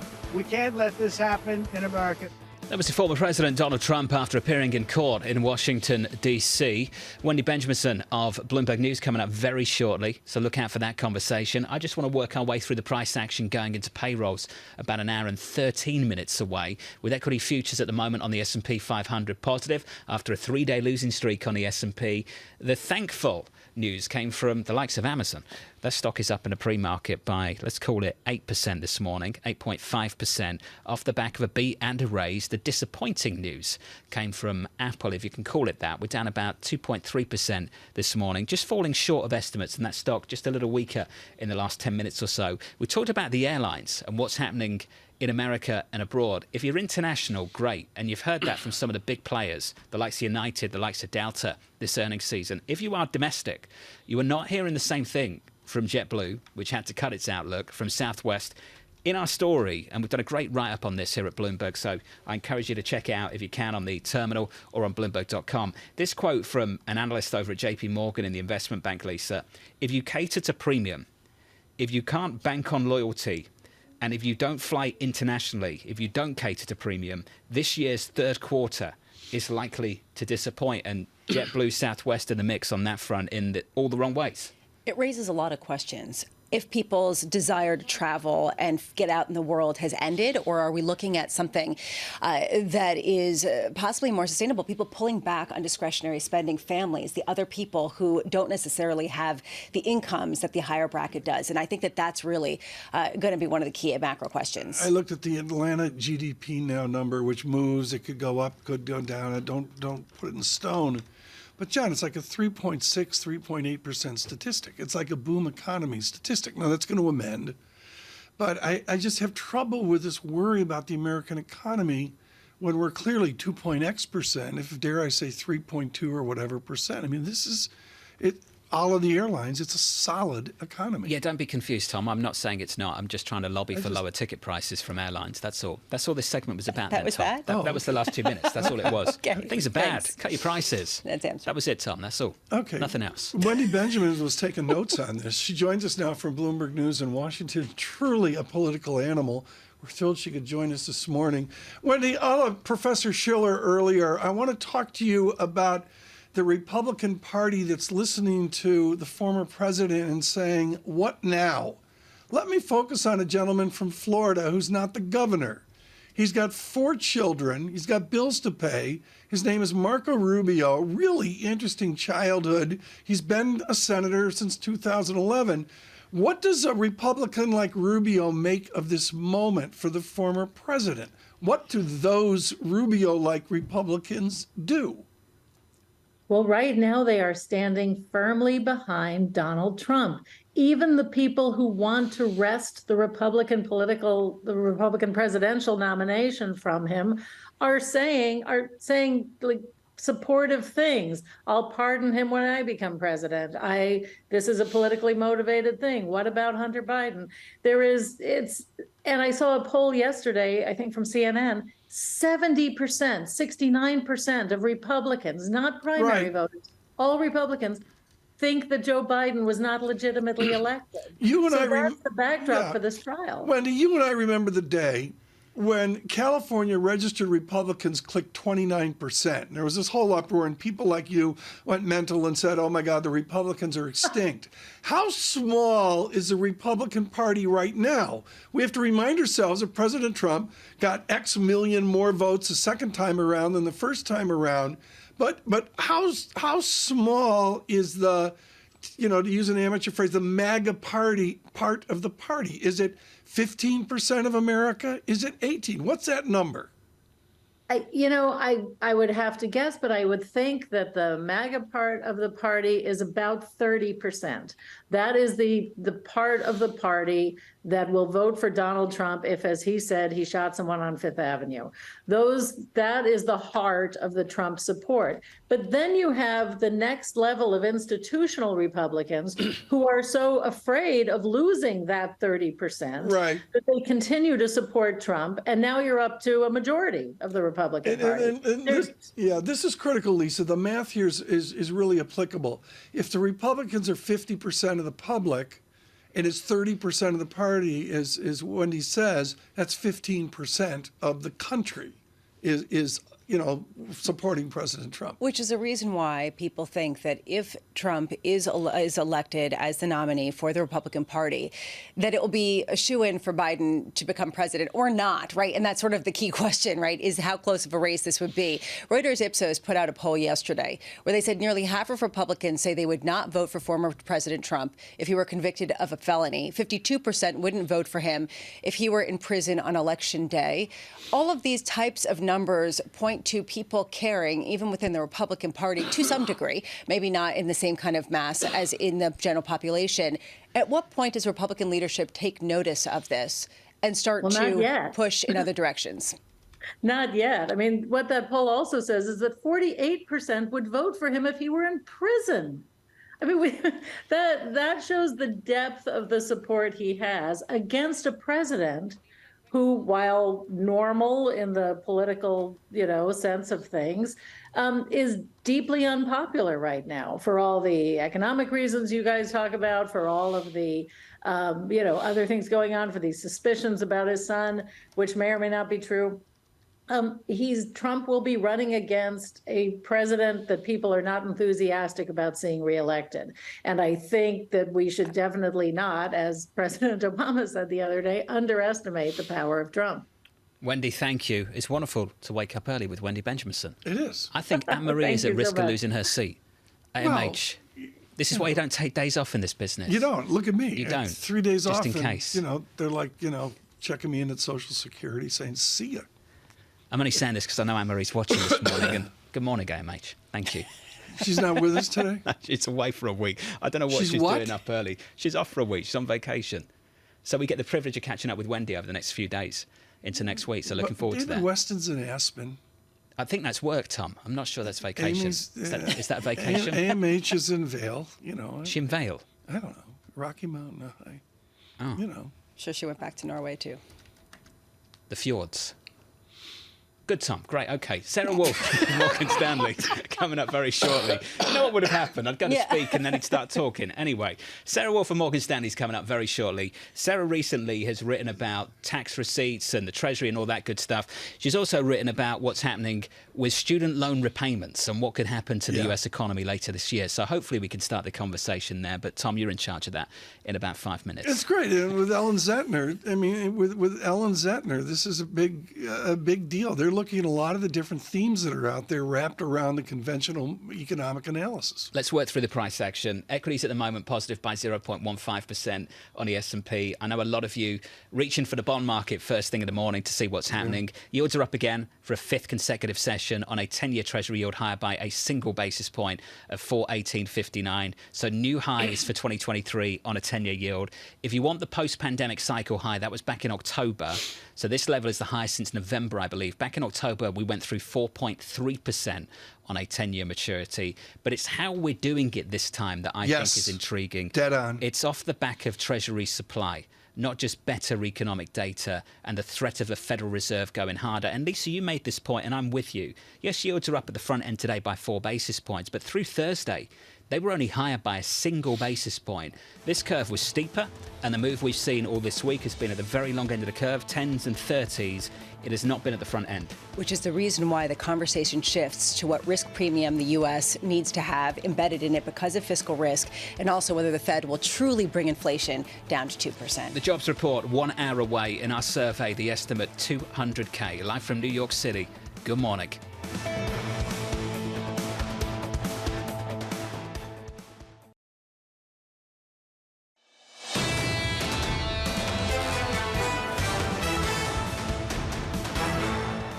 August is never quiet. You want it to be quiet, and then it's not quiet. Equities right now on the S&P 500, just about positive, rolling over in the last, let's call it hour or so. We're positive by 0.1% on the S&P. On the Nasdaq 100, up by 0.1% also. We'll talk about some single names in a moment. Amazon doing well. Apple not so much. In the bond market, 2-year, 10-year, 30-year. Let's cut up this yield curve and just go to the 10-year maturity. That 10-year, every single day this week, Monday, Tuesday, Wednesday, Thursday, now add Friday, yields higher by a single basis point this morning to 4.18, getting closer to 4.20 and up by more than 20 basis points on the week so far. It's been quite a lift in this bond market. I want to turn to foreign exchange and just finish on the euro just briefly. A rare piece of Good news out of Germany. Factory orders much, much better than expected. Factory orders can be really volatile out of Germany, and it's a few months old, but we'll take it, won't we, based on what the data's been in Germany over the last 9 months or so. The euro against the dollar, 109.42, negative there by 0.06%. Under surveillance this morning, counting down to the jobs report in about an hour from now, 8:30 a.m. Eastern Time. The estimate looks like this in our survey, 200K. A range of views on the street, anywhere from 290 over at Citi, JP Morgan at the low end at 175, and Morgan Stanley, who we'll talk to briefly in just a moment, 190. Bramo, all of that still to come. And a lot of people are going to be focusing on the underpinnings, the wage factor, how much people are actually starting to lose some of that power that we're seeing in some of the wage negotiations that we're talking about earlier this morning. That said, what I'm curious about, what if the market doesn't respond? What if the market is looking at this and they're saying, we can't really draw any serious conclusions. We're going to go back to the Treasury story. We're going to go back to the tech story and bypass this altogether. And I think that's going to be sort of the tail that we're going to see. I would link it into GDP and the huge wrong guess of 2023, which is doom and gloom on recession. And the idea here of a vibrancy of some kind of GDP, a vibrancy of pretty darn good jobs growth, not one, granted, if we get a 3-month moving average of 170, I'll change my tune. We haven't got it yet. And I looked on the break, I looked at the ECI, which is wages and benefits.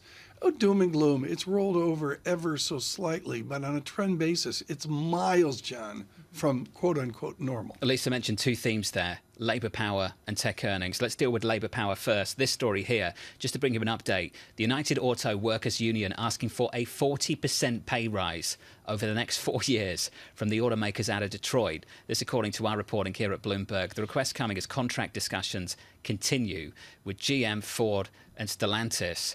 The Labour Pact, the current deal, expires next month. We've cut this one close on a few occasions with various negotiations, Lisa, including that one with UPS more recently. You wonder how far these guys are willing to go.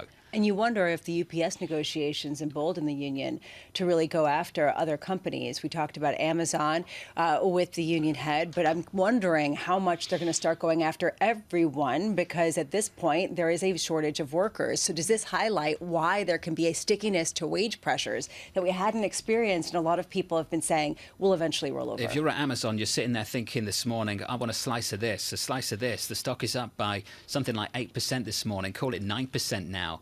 The stock is higher after the company reported better results, a beat and a raise. The e-commerce business doing okay. It's all about cloud, though. Cloud revenue growth over at Microsoft, disappointing. The outlook did anyway. Didn't see that at Amazon. That stock is up by 9%. Apple is lower by 2.5% this morning. And TK, I'm with you. We always beat up on this company about the upgrade cycle, the upgrade rate's not there, then we get a new phone and everyone goes and buys it. And everyone's going to ask the same question again this quarter, Tom. Is it different this time? Is it different this time?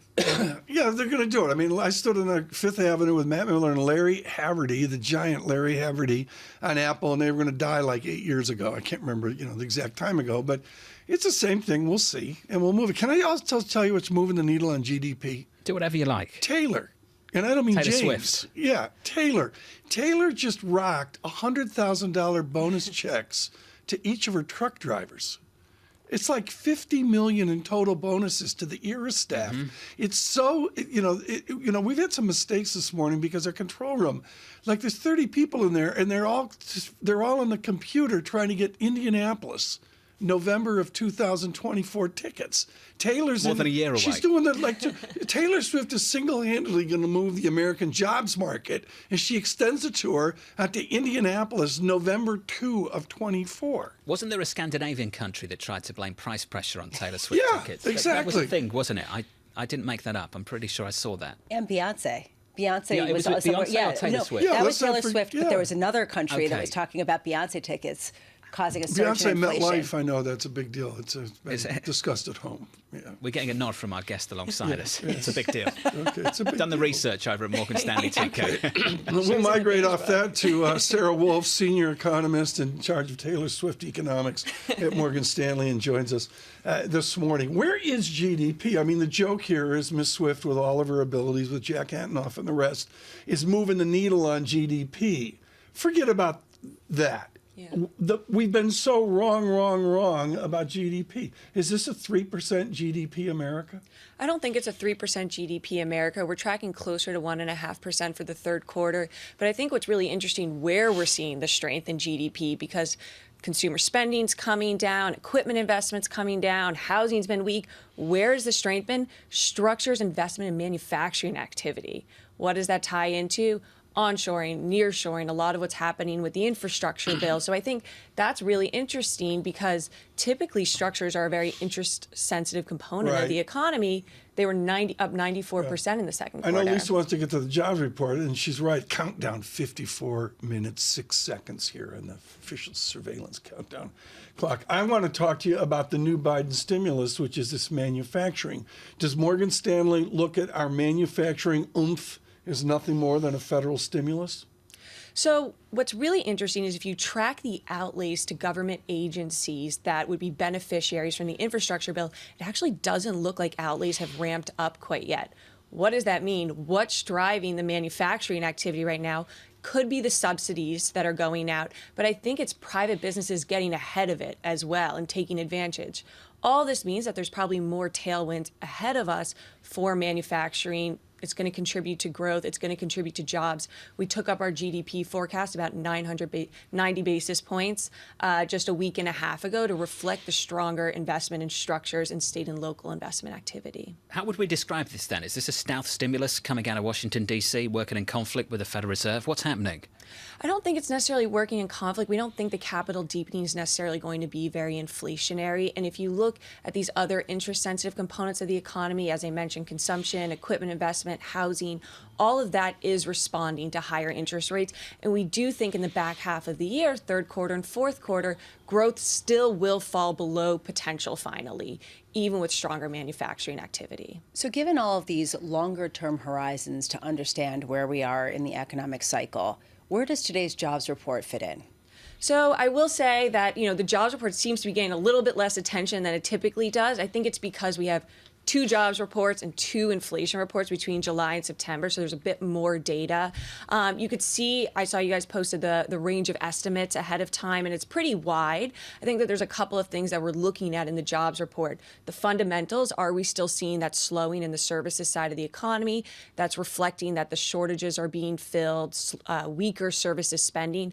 And then there's a lot of technical quirks to look for in the Friday and today's payroll data because there's weird seasonalities that could cause really big swings on private and public. You say that there are 2 reports before the Fed's meeting, and so a lot of people are de-emphasizing what we're going to get and say they're going to try to look through the noise and just put it into their models.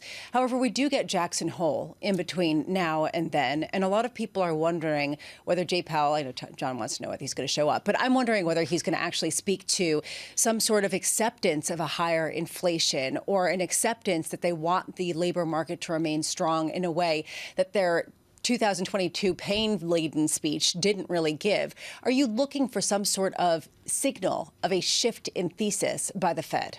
I do think that we're going to start to see at Jackson Hole and going into the September meeting a shift away from the tightening bias towards a more neutral bias.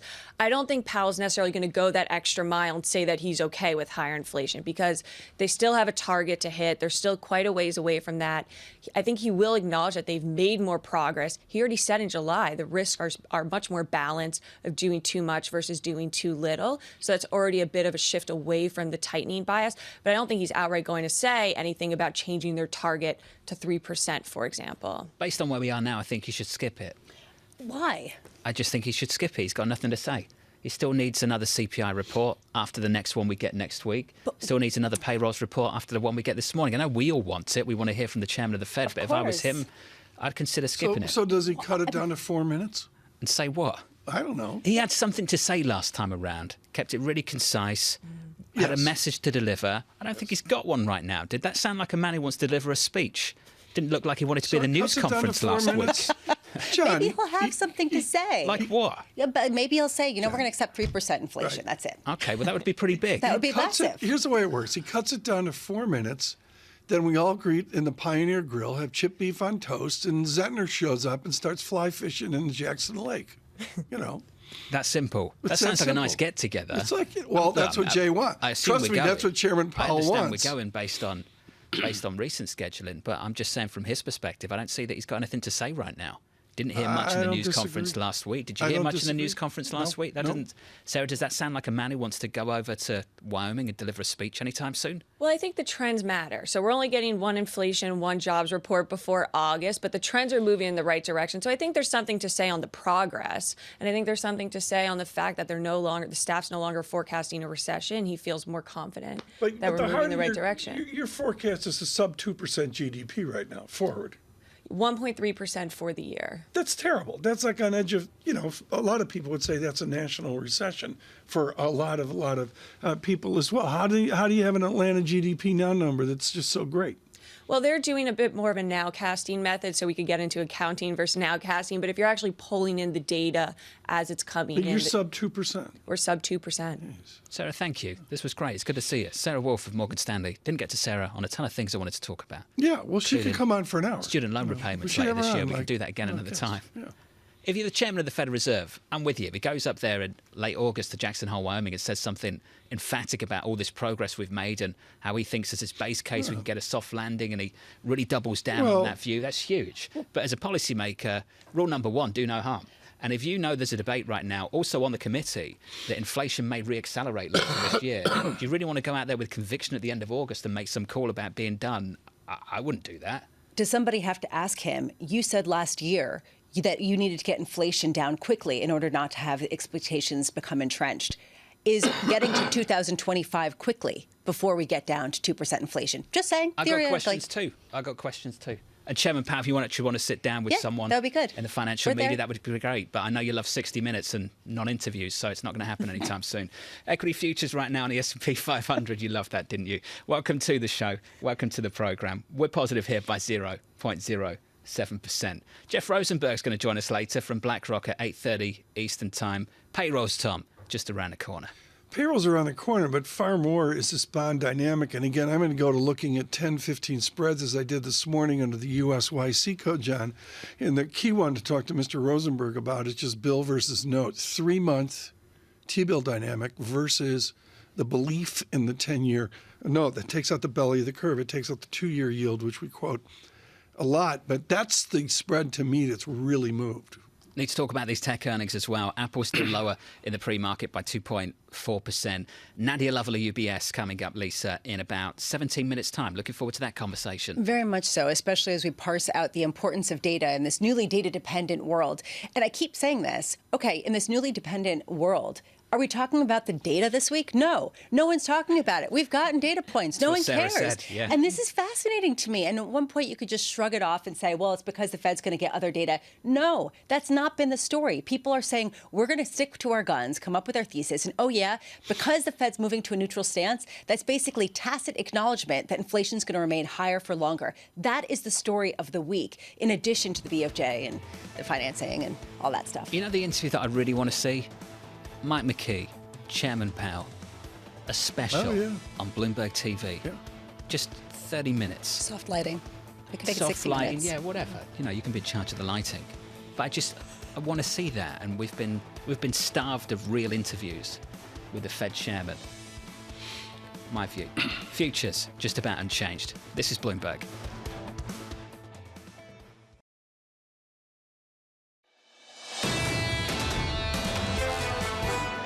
Amazon collectively needs something like $3.4 billion for an incremental basis point or a percentage point of revenue growth. They're going to need advertising. They're going to need video. They're going to need healthcare. They're going to need something else to come in to take the baton from AWS over the long term. Amazon in the pre-market up by 8.6%. That stock doing nicely on the S&P 500. Equity futures unchanged. Just in the last second, just rolling over to unchanged going into payrolls.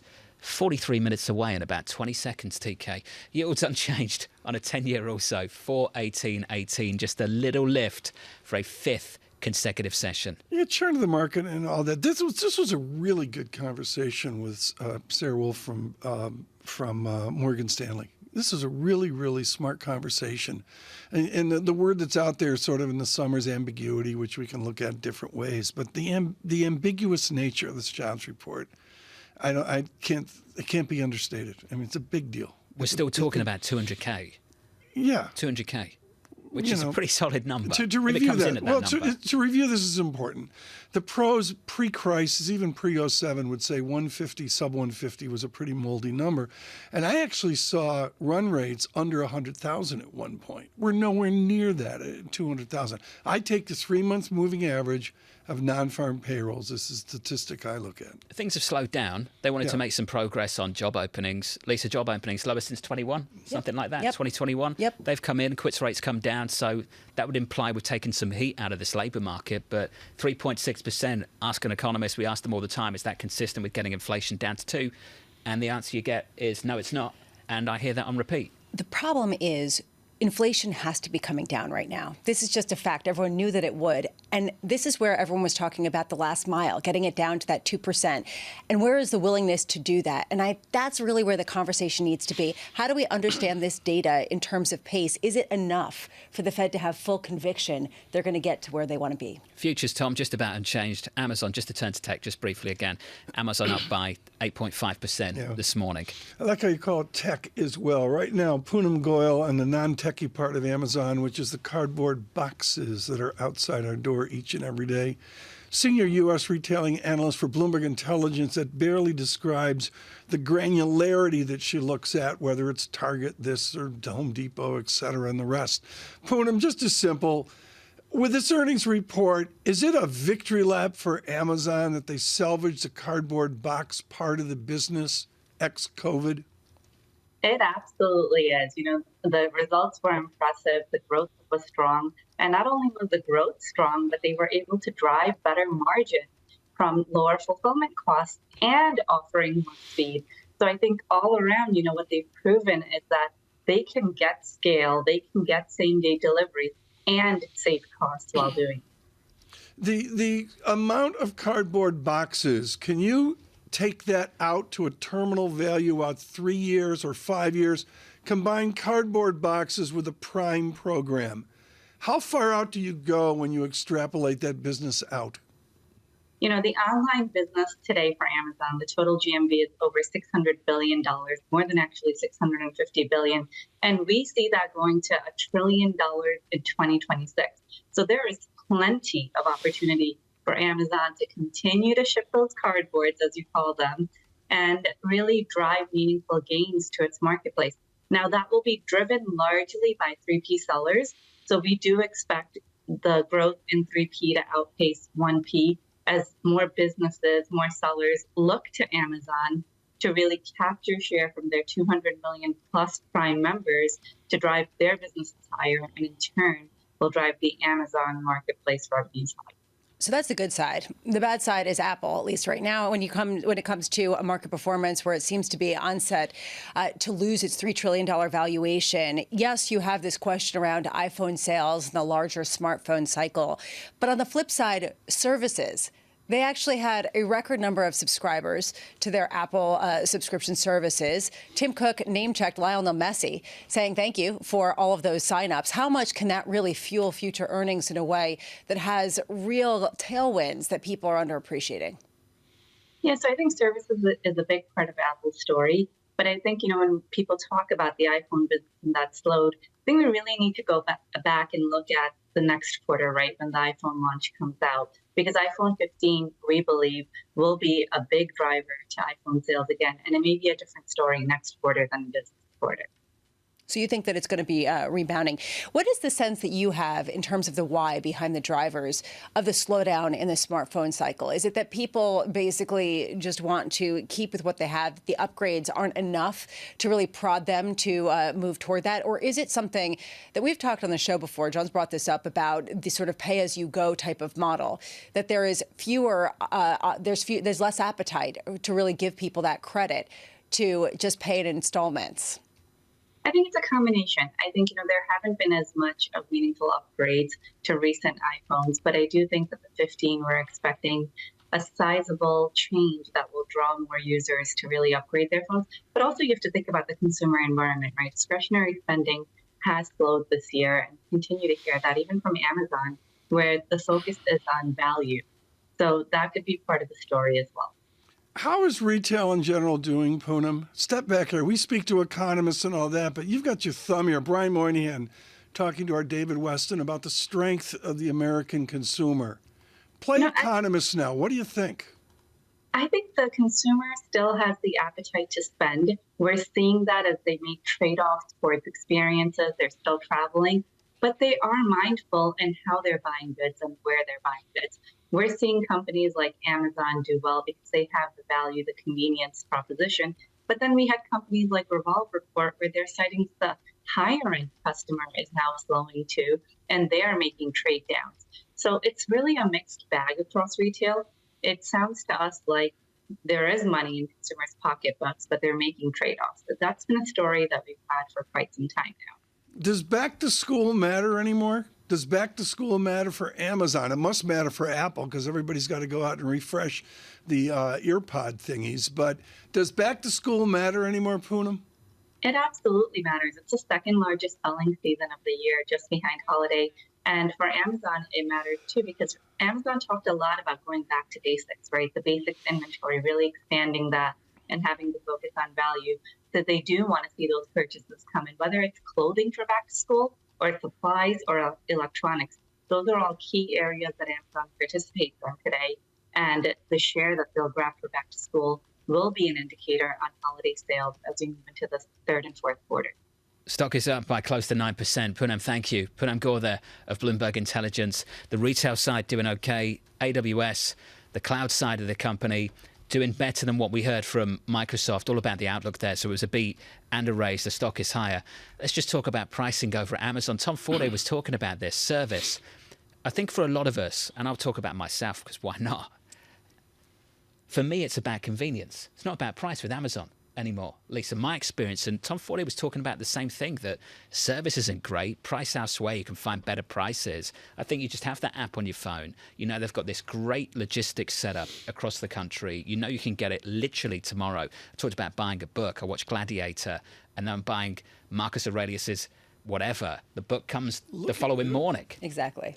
Meditations, isn't it called Meditations? Something Sensitive like that. guy. Yeah, came the following morning, Bramo. Are you reading in English or are you reading in Arrived Greek? on Sunday. Bang, no translation. So, thank you. Well, but this is the question, and Tom Forte brought this up. There are competitors that have seen what Amazon does, and they've built up their own networks. And I'm thinking of Walmart. And at what point does that become competitive with Right. Amazon in a new way because of a lack of customer service, because of the lack of efficiency and the lack of convenience of the return policy? I'm going to go to the short-termism of the market, and particularly of financial television and radio. And the answer is pros like Anurag Rana, Mandeep Singh, and others.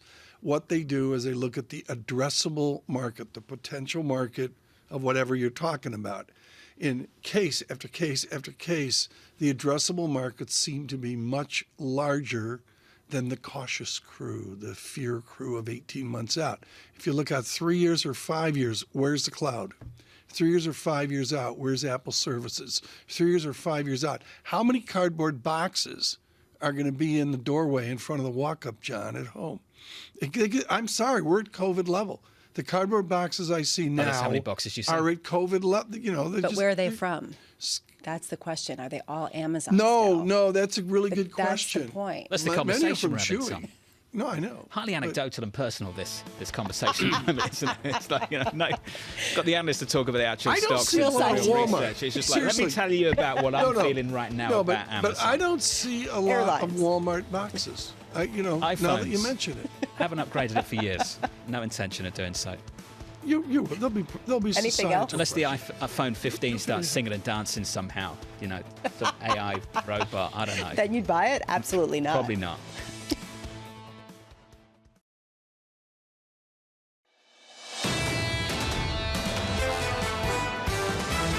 I think the Fed was fighting yesterday's war on inflation. Inflation is softening. Now the market is thinking, okay, maybe we cannot completely discount the risk of another Fed interest rate hike. Financial conditions are indeed tightening. The Fed overall has been remarkably good at taming inflation. So from our point of view, this is a correction as opposed to an end of the run. This is Bloomberg Surveillance with Tom Keene, Jonathan Ferro, and Lisa Abramowicz. This hour, the payrolls report in the United States of America, live from New York City this morning. Good morning, good morning. For our audience worldwide, this is Bloomberg Surveillance on TV and radio alongside Tom Keene. TK back in a seat together with Lisa Abramowicz. I'm Jonathan Ferro. Your equity market on the S&P just about positive on the S&P 500. 30 minutes away from that jobs report. TK, the estimate, 200,000. I had to come in for jobs day. I got the plague a little bit, getting over it. Thanks for the messages, folks. Things are, Thanks for sharing it too. Good, we appreciate that. It's I got the IV going here. I got the Tang IV going here. So, it's good. I got the drip. The Tang drip is spiked with anything? Working well. Yeah. Come on, John. Don't give away the trade secrets. Guess what? This is an important jobs report, and what's important about it is it's a two-part jobs report. This month's next month. John, as I said, I take the 3 months moving average. It's the first thing I'll do when Mike McKee gives us the statistics. It's a trend here. It'll be really interesting to see. What do we do if we break 200,000? I've missed you, Tom. The estimate, 200,000. The previous number, 209. Just to look at unemployment, just briefly, that is expected to come in line with the previous month at 3.6%. And then we'll turn to average hourly earnings. Lisa, wage growth, a focus too. The expectation will be that the average hourly earnings will come down on an annualized basis to 4.2% from 4.4%, which sounds like making progress. This is good. Here is the question. Tom said this is an important jobs report. Is it? All of the data that's supposed to be increased data dependency, nobody cares. Why? Because things are supposed to be going in the right direction. Of course they are, unless they're incredibly aberrant, unless there's something completely out of the norm. Will anybody respond to them? And this is my question. Are people just shrugging it off and saying we have to wait and see, it's too soon, we need the trend lines, just like the Fed, so everyone's just basically going with their convictions? Sarah Wolf of Morgan Stanley made the point, I think we all agree with her.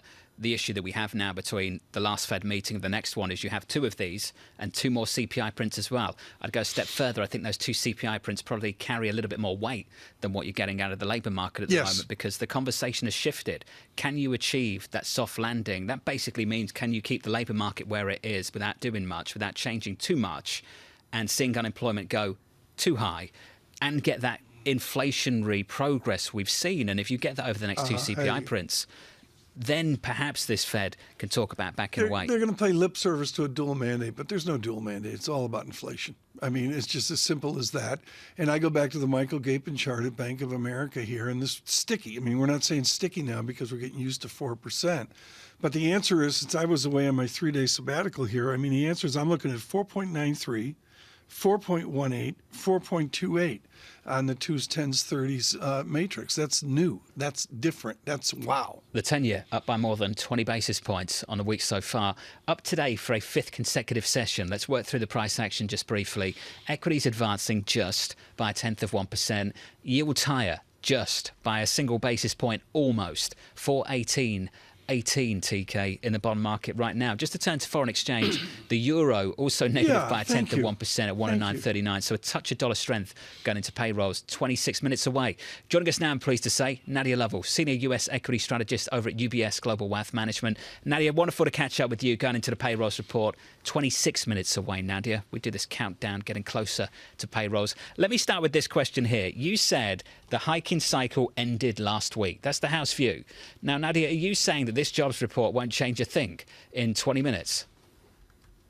Yeah, we think that the Fed ended last week. Of course, we are all on data watch, and so that's going to increase the volatility in estimates as well as the market.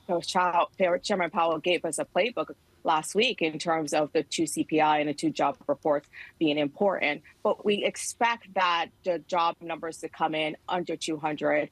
We are also expecting to see progress in terms of wage growth. We already saw that in ECI last week in terms of annualized 4%, and still a little bit more room to go to get to 3.5%. That's more consistent with the Fed's 2% target.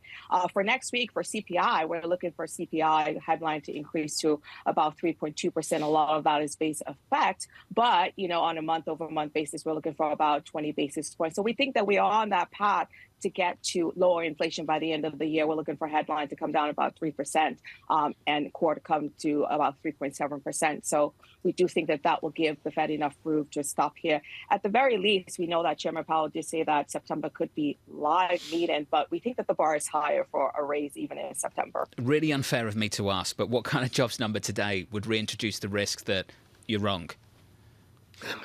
I think if you see a job number, I think if you see a job number closer to 300,000, then we could be wrong.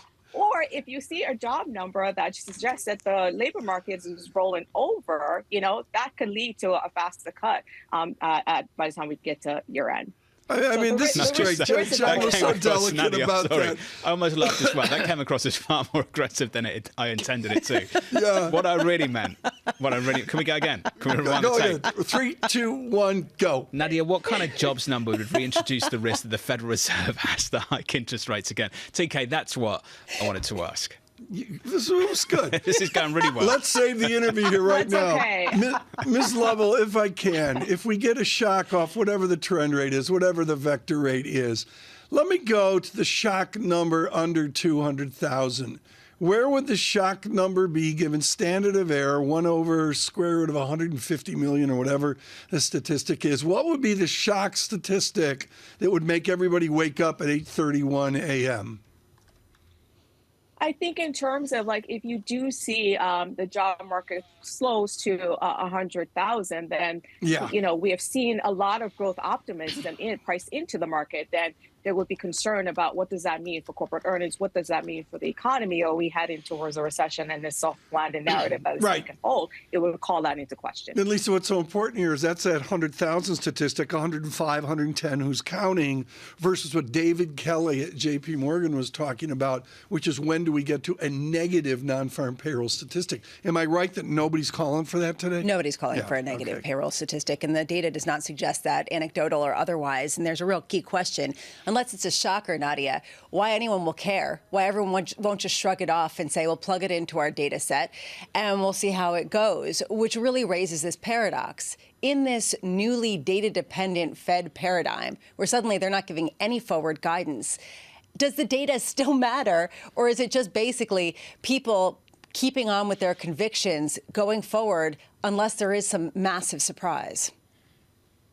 I think that's fair, absolutely, in terms of the positioning in the market. Again, it points to a soft landing. And so I think that if you don't have a surprise on either side, then this market is probably a range-bound market, because in our view, the actual optimism from the growth side of soft landing hasn't really caught up with the corporate earnings yet. So we have seen, obviously, valuation extended quite a bit. And so we do think that that makes the market a little bit more vulnerable to any sort of shocks or disappointment. I mean, we saw that play out a little bit earlier this week with the Fitch downgrade, and then the Treasury, the large new issuance in the Treasury market that really triggered a backup in yields and that bear steepening causing some angst in the market. So we think at some point that the baton has to be passed to earnings, and the outlook for that remains somewhat subdued. In our expectations, we're looking for sort of mid-single-digit growth over the next 12 months. And so we think that this market is probably capped as a result of the earnings outlook. And so we're looking for more of a range-bound market with some oscillation, but in sort of a 10% band. So we do think volatility will pick up near term.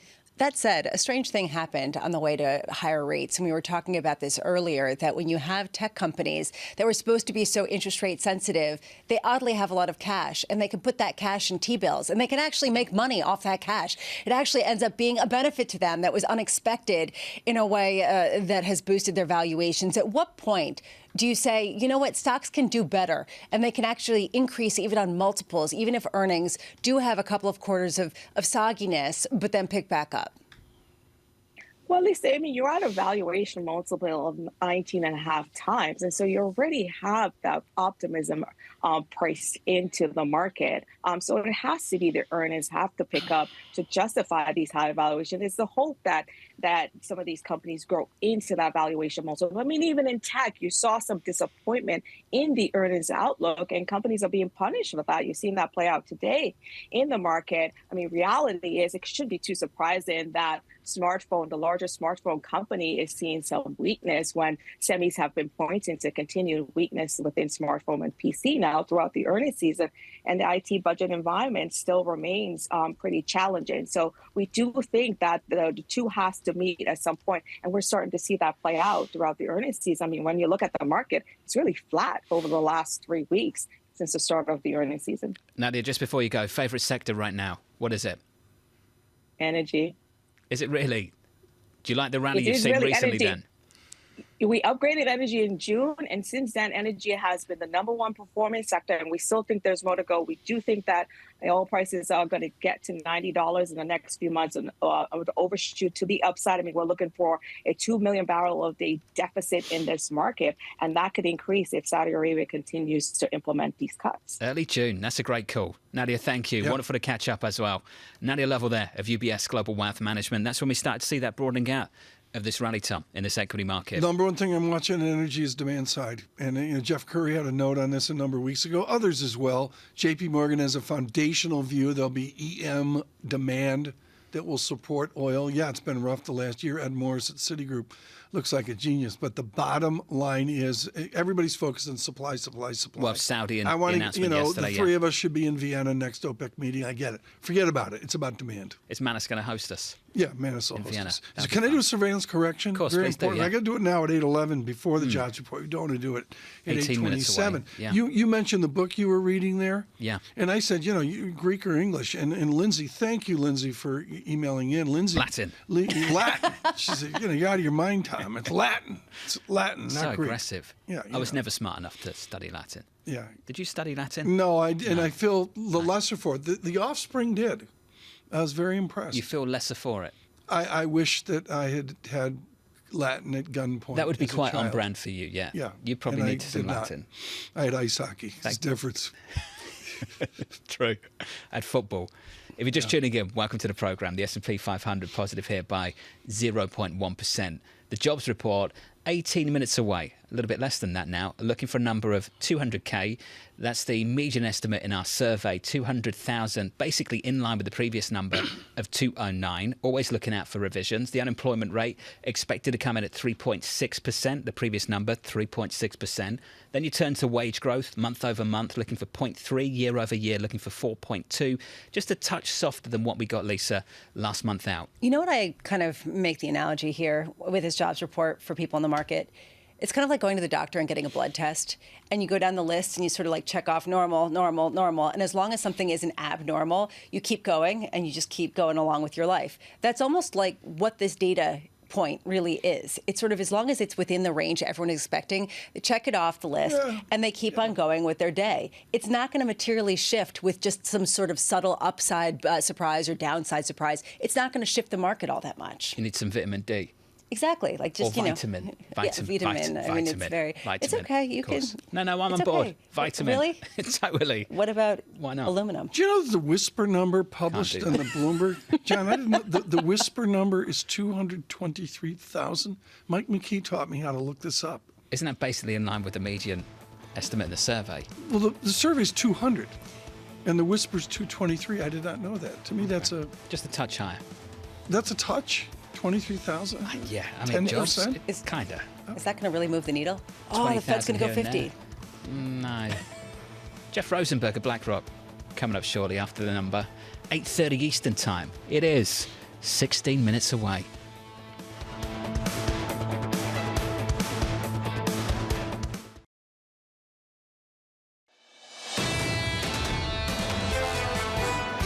Given that private payroll slowed to an expansion, low of 149,000 last month, and jobless claims have stayed very low. The possibility of a stronger report is there. I think that what we really need to see is whether or not the slowdown is intact and whether or not the gains that we've seen in the labor force can persist while we have a slowdown. The jobs report moments away. That's Steve Whiting there, the Citi Global Wealth Chief Investment Strategist and Chief Economist. The number we're looking for, we've repeated it repeatedly, 200,000, the median estimate in our survey. That number drops at 8:30 Eastern Time. Going into it, the scores in the market look like this on the S&P 500. 3-day losing streak through Thursday into Friday. We're positive by 0.06%. Yields higher for a fifth consecutive session. Yields up by a basis point or two to 419.20. Just short of 420 on a 10-year. Highs of the year, Tom, up by more than 20 basis points on the week so far. On the week so far, it's a changed landscape. And just to sit on this for a moment, John, the 30-year here, 4.28%, gets you out to a new 7.3x% bank rate 30-year mortgage. And I'm sorry, there's a point where this is not glide path. It's not smooth. There's a point, you can use a cliche you want, kink in the curve, jump condition, whatever. There's a point where this really clicks into a higher rate. I'm not sure we're there yet, but out there somewhere, if we keep nudging up like this, is oops. We felt like that, though, Tom, for the best part of 12 months, haven't we? And we've been rationalizing it. Yeah, we keep pushing it out. Sure. And I just wonder when that'll be. On this Jobs Day, 12 minutes to go here, we dive in as we usually do. Jeffrey Rosenberg scheduled to join us here in a bit. Right now, former governor of the Federal Reserve System, truly our arch financial economist, Randy Krosner, joins us from the Booth School in Chicago. Randy, I want to go to the algebraic equation of the GDP that underpins our labor economy. And there's a lot of focus right now on the I, the investment across America. Is investment across America creating jobs right now? And is that investment nothing more than government stimulus? That's really the key to the long-term growth and long-term job growth is investment, because without investment, without the capital goods and technology for people to work with, you're not going to have high employment, you're not going to have productivity growth, you're not going to have overall economic growth. So that's crucial. Obviously, as the hurdle rates get higher and higher, as the Fed raises rates, and also as inflation comes down, and so that the real rate, that is the inflation, goes up, that may put a little bit of a crimp in investment going forward. I want you to look at almost a societal view with the leadership of the late Gary Becker Friedman at the University of Chicago.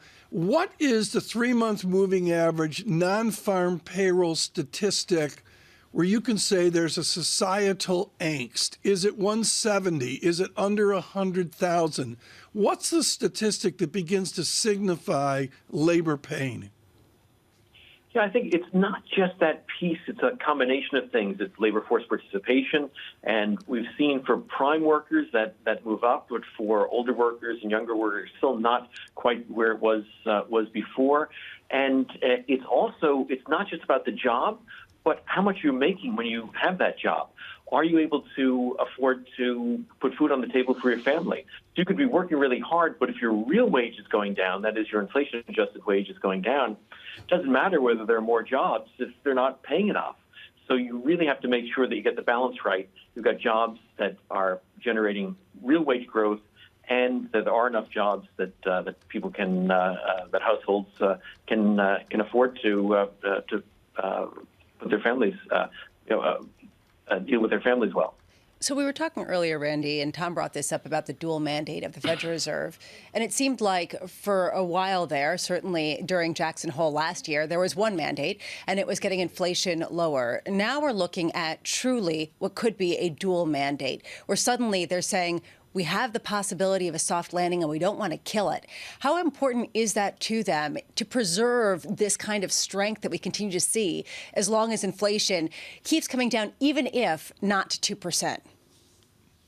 So I think you're exactly right. I mean, they have gotten this gift. I don't think anyone a year ago at the Fed or really anyone else thought that, we've got this perfect way of doing things. We can have this immaculate disinflation with the inflation rate coming down significantly without the unemployment rate going up. That's not what our traditional models would say. We seem to be moving in that direction. I still don't think we're, I'd say, 100% sure of that, but there's more evidence of that. And the Fed would like to preserve that for sure. As I said before, the ideal is to have continued job growth at a sustainable level with good real wage growth. And we're starting to see real wage growth. Inflation rate has come down very significantly. Wage growth is still is now above that. that is going to have to probably come down a little bit to make sure that we don't have inflation persist. But we're getting into a better situation than we were before. Given the fact that there is this emphasis on trying to get the sort of the hope of the soft landing, how much are you looking for some sort of tacit admission by the Fed that it is not important to get inflation down to 2% in the near term over the next few years? Oh, they're not going to suggest that in any way, because I think their view is that in the both in the intermediate and longer run, that if you have high inflation, you're not going to have people have good, strong wage growth. You're not going to have a strong economy, and that's ultimately what they want. And so I think they're going to continue to say our key mission, our priority right now is to make sure that we get towards our target. Then the question will be, once they get close enough, what they said they will sort of maybe start to pivot once they see that inflation is on a sustainable path to its 2% goal, sustained and sustainable. That's not a well-defined concept. We'll see how that plays out over the next year. Randy, stay close. The jobs report 7 minutes away. I just want to bring in Mike McKee. This is what we'll do. We'll break the jobs report in about 6 or 7 minutes' time. After that, we'll get to Mike McKee. We'll speak to Randy. Jeff Rosenberg of BlackRock coming up shortly as well. Mike, great to have you with us. For you, what's the big focus today going into this report? Well, I think we're going to be looking at three things. The overall job creation level, it's not so much the number, but the direction. Is it slowing? Unemployment, does it rise at all? Because the Fed just mathematically is going to have to raise their target, or actually lower their target for unemployment at the end of the year. And then average hourly earnings, does it continue the movement down towards a sustainable level? If you get that, then the Fed is going to be relatively happy about the number today. You get the feeling that next week's CPI report is a little bit more important than this jobs report that people are expecting to come in a few minutes' time, Mike? I think so. In the terms of momentum, do we still see progress on inflation? I know Sarah Wolf was telling you earlier, and I agreed with her, that there are two jobs reports, two CPI reports. You get a PCE report. So you get a little bit less attention on the number today and the number next week. But when we get to September, then there's going to be laser focus on it, because that's really going to be determinative. They want to see a trend, not just a data point. Are you worried about lifeguards? Is this a good data point, I can swim. Or are there lots of nuances here? Well, I thought you were going somewhere else with that, because there is a shortage of lifeguards out there, because you can't find people to work. And a lot of cities are reporting they can't open their municipal swimming pools because there aren't enough people to work. Is that a thing? As lifeguards. Yeah. Wow. But I think at this point, we're looking at a still tight labor market. And the question is, does that continue to produce inflation, or do we get that Goldilocks scenario that gives us a soft landing? So much of this hiring has been in the services sector. How much do you expect that to continue to demonstrate that type of increase, that type of acceleration at a time when the ISM that we got yesterday was more subdued? Well, you can't say never, given the way that the economy has developed over the last 2 years, but you have to think services are going to continue. Everything is telling us, even the ISM number yesterday is telling us that services are still hiring and still looking for people, whereas manufacturing, there are a lot of mixed messages out there about whether we're going to see a decline in manufacturing jobs, because we've seen a lot of slowing in manufacturing, but then we see all this construction work going on. It's really hard to tell, but the odds are we're going to see a gain in services today and maybe a decline in manufacturing. Just quickly, any Fed speak after this we need to pay attention to? Surprisingly, you should ask. Yes, David Weston is going to be talking with Austin Goolsbee today, the Chicago Fed president, in the 10 o'clock hour, and then we'll be talking with Raphael Bostic later today. So you want Fed reaction? We got it for you. That's why I did it, Mike, just to tee you up. Thank you. The jobs report coming up next, with equity futures on the S&P 500 just about positive. The number we're looking for, if you're just tuning in, just for you, for everyone else, I'm sorry I'm doing this again, 200,000 is your median estimate in our survey. That number on repeat this morning, 200K. That's the number we're looking for. The jobs report is up next.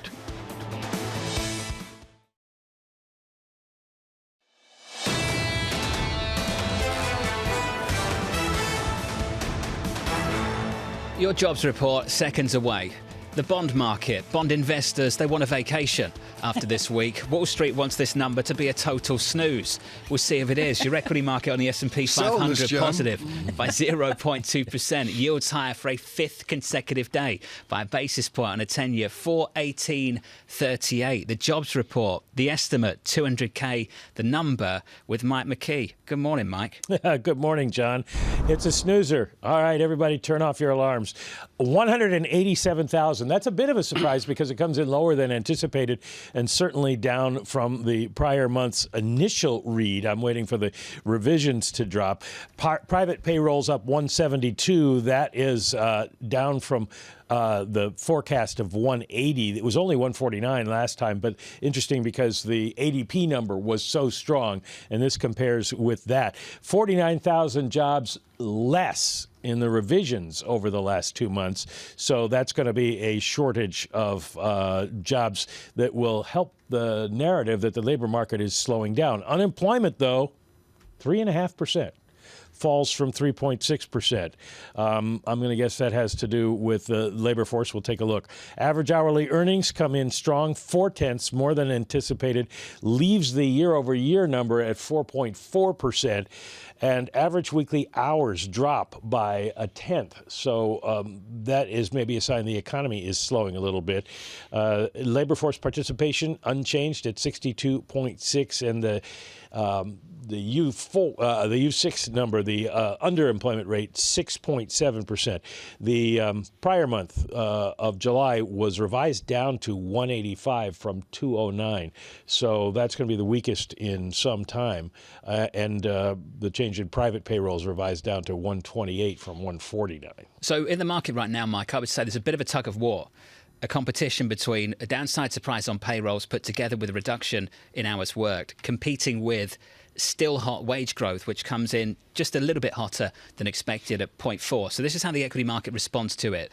I think initially to that downside surprise in the payrolls report on the headline number, equities up by 0.25% on the S&P 500. Yields fade at the front end. So the 2-year was a bit higher by 3 or 4 basis points through this morning, now up by only 1 basis point to 4.89. And the dollar a touch weaker against the stronger euro dollar 109.69, positive by 0.2%. Mike, can you frame that a little bit more for us? It's a downside surprise on payrolls, but wages come in a little hotter and unemployment drops to 3.5%. Yeah, this is why the Fed is going to hold off and not look at one data point, because we've seen some numbers that suggest that maybe the labor market is getting a little bit looser, but then you look at the unemployment rate and you're looking at a problem for the Fed, because if that's what's driving up wages or keeping them higher, then they're not going to make the progress they want to make. They're looking at this as the labor market loosens, it's easier to find workers, and then we don't have to pay them as much. But it doesn't look like much has changed over the last month. I look here, Mike, and it gets me back to Q4 of 2019. If I take out the gyrations of 2020, all the COVID emotion that was there, all of a sudden with the revision, 209, I believe is a revision, and then a sub 200 number, we're getting a feel like pre-COVID. Do you look at this as the first pre-COVID jobs report equivalency? Yeah, that's an interesting point, Tom, because pre-COVID, we were still 187,000 jobs is still a strong report. We would have said this is a strong report if we were looking at it in July of 2019. Because of the pandemic distortions, everything got blown up. So now we think, oh, this is the weakest since the pandemic, the weakest first print, but it's still reasonably strong. So well said, Mike McKee. Your equity market faced just a little bit. The knee-jerk reaction off the back of the payrolls report, worth looking at, of course, but you never know how the session's going to end after this. The equity market just elevated by 0.1% on the S&P. We're going to continue the conversation in the next hour on Bloomberg TV, so look out for this. Rick Reeder of BlackRock, Mohammed Al-Erin will be joining us as well, Mike Collins of PGIM, alongside Anastasia Amoroso of iCapital, and we'll do a bit of Apple in the mix as well with Angelo Zeno of CFRA TK. All of that still to come. March 8th, the 5% of 2-year yield up now 2 basis points, 4.90%. And you wonder here, if we get to visit 5% here with the mix, the jumble that we see here. Randall Krosner's with us, the former governor of the Federal Reserve System, and Jeff Rosenberg as well from BlackRock. Governor Krosner, if I can go to you right now. I was talking to Mike McKee about how we allude back to pre-COVID. Are we beyond COVID? Is this a jobs report now that really begins to feel like Q4 of 2019? I think that's right. And exactly as Mike had said, this is still a pretty strong report.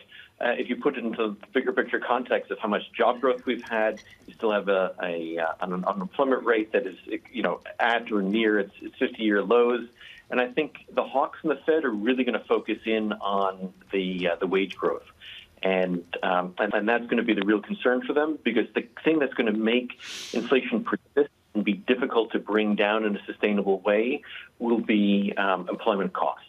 And I think that's going to be the thing they will focus on, and they're going to argue the labor market is still strong. We're going to need to move more. Of course, you're going to have the doves who will take the other side. But I think there's enough here for the hawks will say we got to be vigilant. But as you've all said, a lot more data to come out in the next couple of months. How many hawks are there left? In other words, is that going to be sort of the relegated members in the corner while everybody else says, but we are seeing the number come down, and that's a good thing? Well, I think everyone wants to see overall inflation come down, and that is good.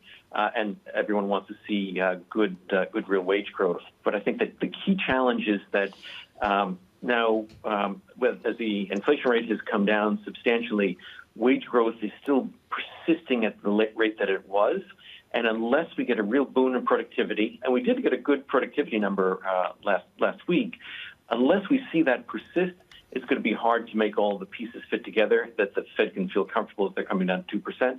But maybe ChatGPT and AI is going to allow us to have this incredible productivity boom, allow real wages to be growing, and we can bring inflation down. That's the true Goldilocks scenario. We say goodbye when Professor Krosner mentions AI. Randall Krosner, thank you so much for joining us each and every Jobs Day. Greatly appreciate that this morning. We continue with Jeffrey Rosenberg, Portfolio Manager, Systematic Multi-Strategy Fund at BlackRock. I don't know which way this is going to cut. Jeff, we talked to Steve Major of HSBC at Bloomberg today, and there's this whole idea of, okay, we've had this move, now which way does it cut? Are you betting here on a direction in the yield market, particularly off a quiescent jobs report?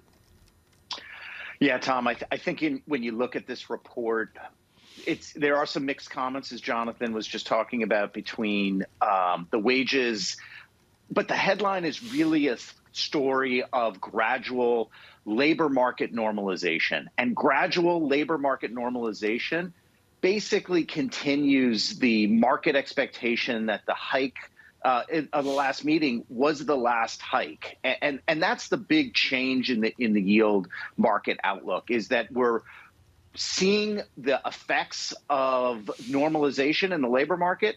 Yes, wages will follow, maybe not. That remains the uncertainty. But you look at the ECI report, you look at some of the other broader reports, what do they show you? They show a gradual slowing in wage inflation. And so that feeds into this narrative that the Fed can be done, they can wait. And so for the yield outlook, it's really about the shape of the curve. What we saw this week, the steepening, and I think that remains to be the message that's our main focus in terms of our position. In your broad mandate, which spread gives you the most information right now? Which comparison of two yields gives you the most information?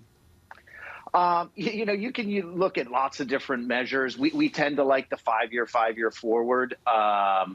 It's a nice measure. It captures both the level and the shape of the curve, and it's moving. And we've seen a significant move this week, and for good reason. The back end of the curve is definitely a bit more challenged when you look at historic levels of five-year forward. If you look at, I think you're showing here, we look at the 2s10 spread. And I think that's really where the market pricing is a little bit vulnerable. When we look at all of the information that we saw come out this week, and away from kind of the monetary policy focus, it's really about fiscal policy. We had the refunding announcement, and you see very, very compressed term premium, both in real and inflationary space. And that's, I think, the vulnerability that we're looking at. Jeff, I have to go back to something that you're saying, that what people are assuming is the Fed is done. They're not going to raise rates more. And that's what you're seeing today, where there's a little bit of a move at the front end. But really the move that you're seeing is at the 10-year yield once again reaching 4.2%, the highest levels going back to November. This is the key question. Is the Fed going to take their foot off the brake at a time when we're still seeing wages go up? Is that basically the assumption of markets now looking at a Fed comfortable with 3% inflation over a longer period of time and not needing to get down to 2% so quickly? Well, it's a really good question, Lisa. What does taking the foot off the brake mean? Does it mean not doing another hike that they signaled last meeting, 2 meetings ago? Or does it mean just simply leaving rates unchanged?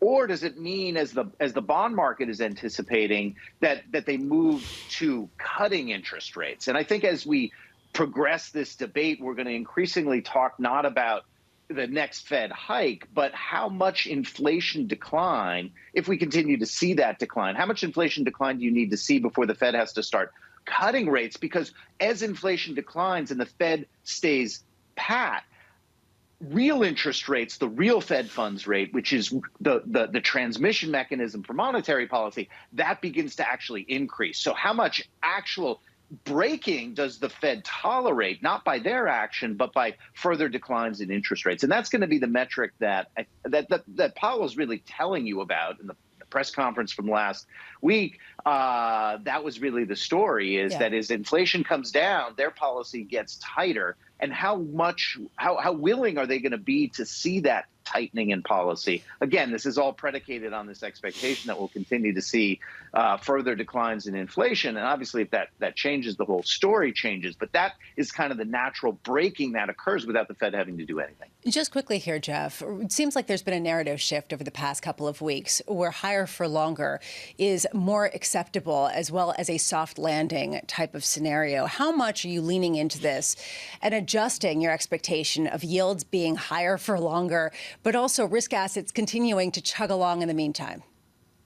Yeah, I mean, part of the problem with adjusting too much is that the market pricing for so many risky assets is already there. So when you look at, is there a lot of opportunity in credit markets, for example, for the soft landing being realized? You see that you're pricing in many cases mid-expansion type levels for expectations. You look at the high yield bond market, for example, it has been on a tightening tear. It has never really reflected the same degree of recession fears and recession probabilities that you see, say, the consensus economics profession now, moving away from, pushing down recession probabilities. You never really had that priced into the credit markets, this huge disconnect between, the SLOOS, the credit indications in the surveys and what's priced in the market. So there is an opportunity. It's really about carry rather than price appreciation, because a lot of that price appreciation already happened off of the November lows of last year. Jeff Rosenberg, thank you so much with BlackRock this morning. Greatly appreciate it. Here off a jobs report. Lisa, are you with me here that we got a bid to the market? I mean, we want to go down. I see some red on the screen, and then we come back with a little bit. It's a fractional lift, but within the snooze fest, it's genuine. What I would say is I want to build on what John was talking about, the tug of war between the headline rate that was below expectation and then the wage number that came in stronger than expected. And what I feel right now in markets is the wages is actually winning out. It is dragging down an index that initially popped, and it is pushing up yields, particularly in the 10-year space. And to me, this is the theme. You have still that inflationary pressure, even if on a headline number, you're seeing that normalization. And we haven't talked enough about this. I'm going to look at the real yield here at 1.80%, 1.81%, which is a long way a higher statistic there than what we saw 2-3 weeks ago. As well. Diving into the data, I'm looking over here, folks. It's like in fourth grade when you look over at the smart guy and say, what's he looking at? It's like 18 columns with 75 rows of data. What's the number on that screen, Mike McKee, that matters? As long as I can still read that tiny print. I can't read it. I'm not old yet. The numbers that matter, of course, today is the unemployment rate and the hourly earnings numbers. And the unemployment rate comes about because we had 268,000 additional workers in the household survey, and they counted negative 116,000 that lost employment during the month. So a big difference there that puts the unemployment rate down to 3.5%. When you look through the overall list of jobs, the two things stand out. One is that the changes are small. For most categories, they're either plus 100 or plus 1,000 or down 1,000 or something like that, as opposed to gaining 10s and 20s. Anything on lifeguards? I don't see lifeguards in there, but that's probably under amusement parks, and we can look at that. But the other thing is that the biggest job-losing category is management of companies and enterprises. And this has been a story that companies are holding on to their lower-skilled laborers because they're afraid they can't find them anymore, and they've been right-sizing or rationalizing their expenses by getting rid of layers of management. And so we do seem to be seeing a little of that in there. Mike McKee, he'll interpret this through the 9 o'clock hour on radio and television as well. Right now, on this jobs day, with all that we see in the market, futures up, fractionally up as well. Without question, the conversation of the day on having the courage to be in this market, given the sum of all our fears. Edward Yardeni joins us, president of Yardeni Research. I can't say enough about his prescience once again across many decades in October of last year. Reaffirm, Ed Yardeni, how a bull acts and moves forward given the many fears that are out there. Well, I've been thinking that we've been in a recession since early last year, as we've discussed before. It's just been a rolling recession. Now I think we're in a rolling recovery. And I think increasingly the markets obviously have discounted that. And the so-called Godot recession still hasn't shown up. It may show up at some point. But with regards to the market, my year-end target for the S&P 500 was 4,600. We got there a few days ago. So I'm thinking I'm not going to raise my target of 4,600. I'm going to keep it there. I think it's going to turn out that the expectations at the beginning of the year was that we would have a pretty lousy first half of the year and a good second half of the year for the market. I think it's going to be the reverse of that. I think we've clearly had a very good first half. And I think the second half is just going to be challenging. I don't think it's going to be a big downer. I think it's going to be kind of sideways. September's coming, and that obviously could create some problems, but by year end, I think we'll be at 4,600, which is where we were a few days ago. How much are you buying in to this idea that we're going to see higher rates for longer, particularly in duration, in 10-year notes, in 30-year notes? Well, I've thought that on short-term rates that the Fed was pretty clear what they wanted to do, and I took them at their word. I know there's always skepticism and the feeling that the Fed isn't going to get it right, but they've been saying they wanted to get the short-term rate up to a restrictive level. I think they're there at 5.25%. I don't think they have to do any more. I think they're just going to leave it there. What is interesting is my friends, the bond vigilantes, seem to be saddling up.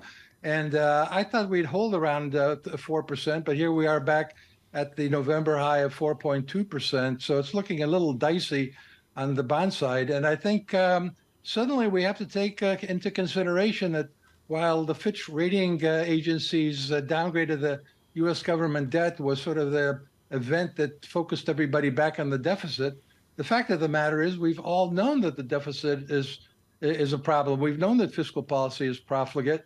It's just the market cares about it now. So if the market cares about it, I've got to care about it. At a certain point, Ed, when does the higher rate structure at the long end, at the 10-year, at the 30-year end, not on the short end, threaten your bull thesis? Well, I think that it already has done its damage in the one area where the rolling recession has hit, and that's in housing. But even there, as we've seen of late, the housing market's holding up pretty well, at least in terms of prices, and there really is a shortage. The real issue is the consumer. Will higher long-term rates knock down the consumer? And I don't think that's necessarily the case at this point. The consumer obviously depends on a certain amount of consumer debt, But the key is employment. The key is wages. And while employment weakens somewhat, it can always be revised one way or the other. We know that the wage number at 4.4% well exceeded well, let's make it 0.4 because we're doing month to month. So 0.4, we know that it exceeded the CPI. And so real wages are increasing, and consumers have a lot of wealth in their houses. The baby boomers have a lot of wealth. They're retiring and spending it. So all in all, I'm not quite sure how a increase in the bond yield knocks the consumer down, unless we just get some sort of banking crisis event again as a result of that. Just quickly then, Ed, how much are you thinking that the Fed has still gone enough, even if we are seeing this sticky inflation and wage pressures? Well, it looks sticky, but I think the productivity numbers are starting to come through. Yesterday, we had a remarkable increase in productivity of 3.5%. It was so remarkable that even a bull like myself didn't quite believe it, because it also indicated that employment was flat, which wasn't really the case, as we know, based on the monthly data. But I think productivity is going to make a comeback, and we may very well see wages rising faster than prices.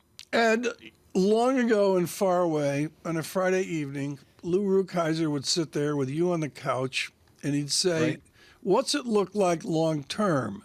Modern day long term is 9 months. Maybe it's a year, Ed Yardeni. For the mere mortals watching and listening, where long term is 3 years or 5 years, frame out the growth you see in revenue of our equities. It seems to be pretty darn good, like 6%, 4%, whatever. Give us a Yardeni 3-year perspective. Well, I actually like to do decade perspectives, and this decade, I think, started out with all sorts of problems. At the very beginning of the decade, before the pandemic hit, I started talking about a possibility of the roaring 2020s with productivity making a big comeback, and that looked absolutely delusional there for the past couple of years. But it's looking like it might be a reasonable way to think about the rest of the decade, not just AI, but robotics, automation, lots of technologies there that are going to boost productivity. So I think from a revenues perspective, revenues tend to increase along with nominal GDP. If we get a productivity boost here, there's no particular reason why revenues can grow 5 to 8%. Should we fear the concentration of 7, 8, 9, 10 mega names? The mega names have reported 2 of them in the last 24 hours. How should we interpret the durability of what we see from these names? Well, first and foremost, I personally try not to get too emotional about the markets. I mean, it's easy to say and hard to do, and I do go on the same roller coaster as everybody else. But if you try to control your emotions, you just have to deal with the facts. And the fact is, we've got I call them the mega cap 8. We got 8 companies that account for 27% of the market cap of the S&P 500, and they're great companies, as Amazon demonstrated with its latest earnings report. And I think they're going to continue to have an outsized impact on the market capitalization of the market, which means we have to accept that the PE is higher because their PE is higher. Ed Yardeni, thank you so much on a Friday morning. Mr. Yardeni of Yardeni Research there, and he reconfirms 4,600 SPX right now, 4,537. So, Lisa, I guess Yardeni saying, sell in August or take a nap in August and come back in January is, well, Lisa, I look at the bond market here. I want to reframe this because I don't think we've talked enough about it today. I got a real yield. I've had 3 days with the plague. I think when I left, the real yield was 1.54%. Now it's 1.78%. To me, the real story is the real yield, the 10-year inflation-adjusted yield is up where all of our guests say is a tension point. Now what? What if it exceeds beyond that? Especially because it comes at a time where there's concern about the fiscal profile of a nation paying higher interest rates and seeing the debt deficit increase. And it's raised some real questions. And then you put in an employment report, and I understand why Eddie Yardeni just wants to go to sleep, because how do you parse it through and figure out which narrative thread is the most important to pay exactly, attention? Which narrative is most important? It's like battle of the narratives. Well, that's always the case, though. But to your really important point, you got to weight a narrative that is your belief in your retirement plan. Or, not this babble that we do all day, but like, what's my narrative that matters? And I mean, that's the key thing right now. I can't answer the question. Ira Jersey can. Ira Jersey, chief U.S. rate strategist for Bloomberg Intelligence, who's probably listening to us and throwing up his hands and saying, guys, it's all about Japan. I don't know. Ira, what's driving the market right now? Because you are seeing some pretty mixed reactions on the heels of that labor market report. Yeah, I think that the bond market sell-off this week kind of set everyone up for an okay report that we received this morning. The way that I read the employment report was more mixed, because even though wages are growing, hours worked was a little bit lower, and you have had a bit of a moderation in the amount of job growth, and also the mix of jobs continues to be skewed toward the lower end of the wage spectrum. So with losses in information technology, for example, but you had increased employment elsewhere.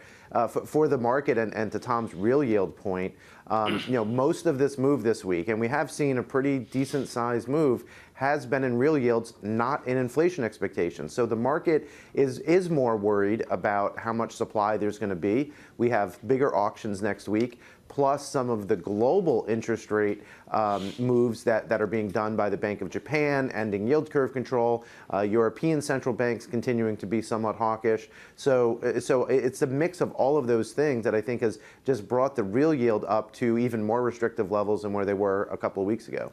Can it stay? And I guess that's really the key question, especially right now. We're looking at a 2-year basically flat on the day. You're looking at 10-year yields lower now on the day. Try to come up with a narrative and it will be rendered obsolete within the hour. Ira, how much are we looking at the possibility that these higher rates could really stay for a longer period of time, given what Eddie Ardeni was talking about, an increase in productivity, giving higher wages and a fully employed labor force?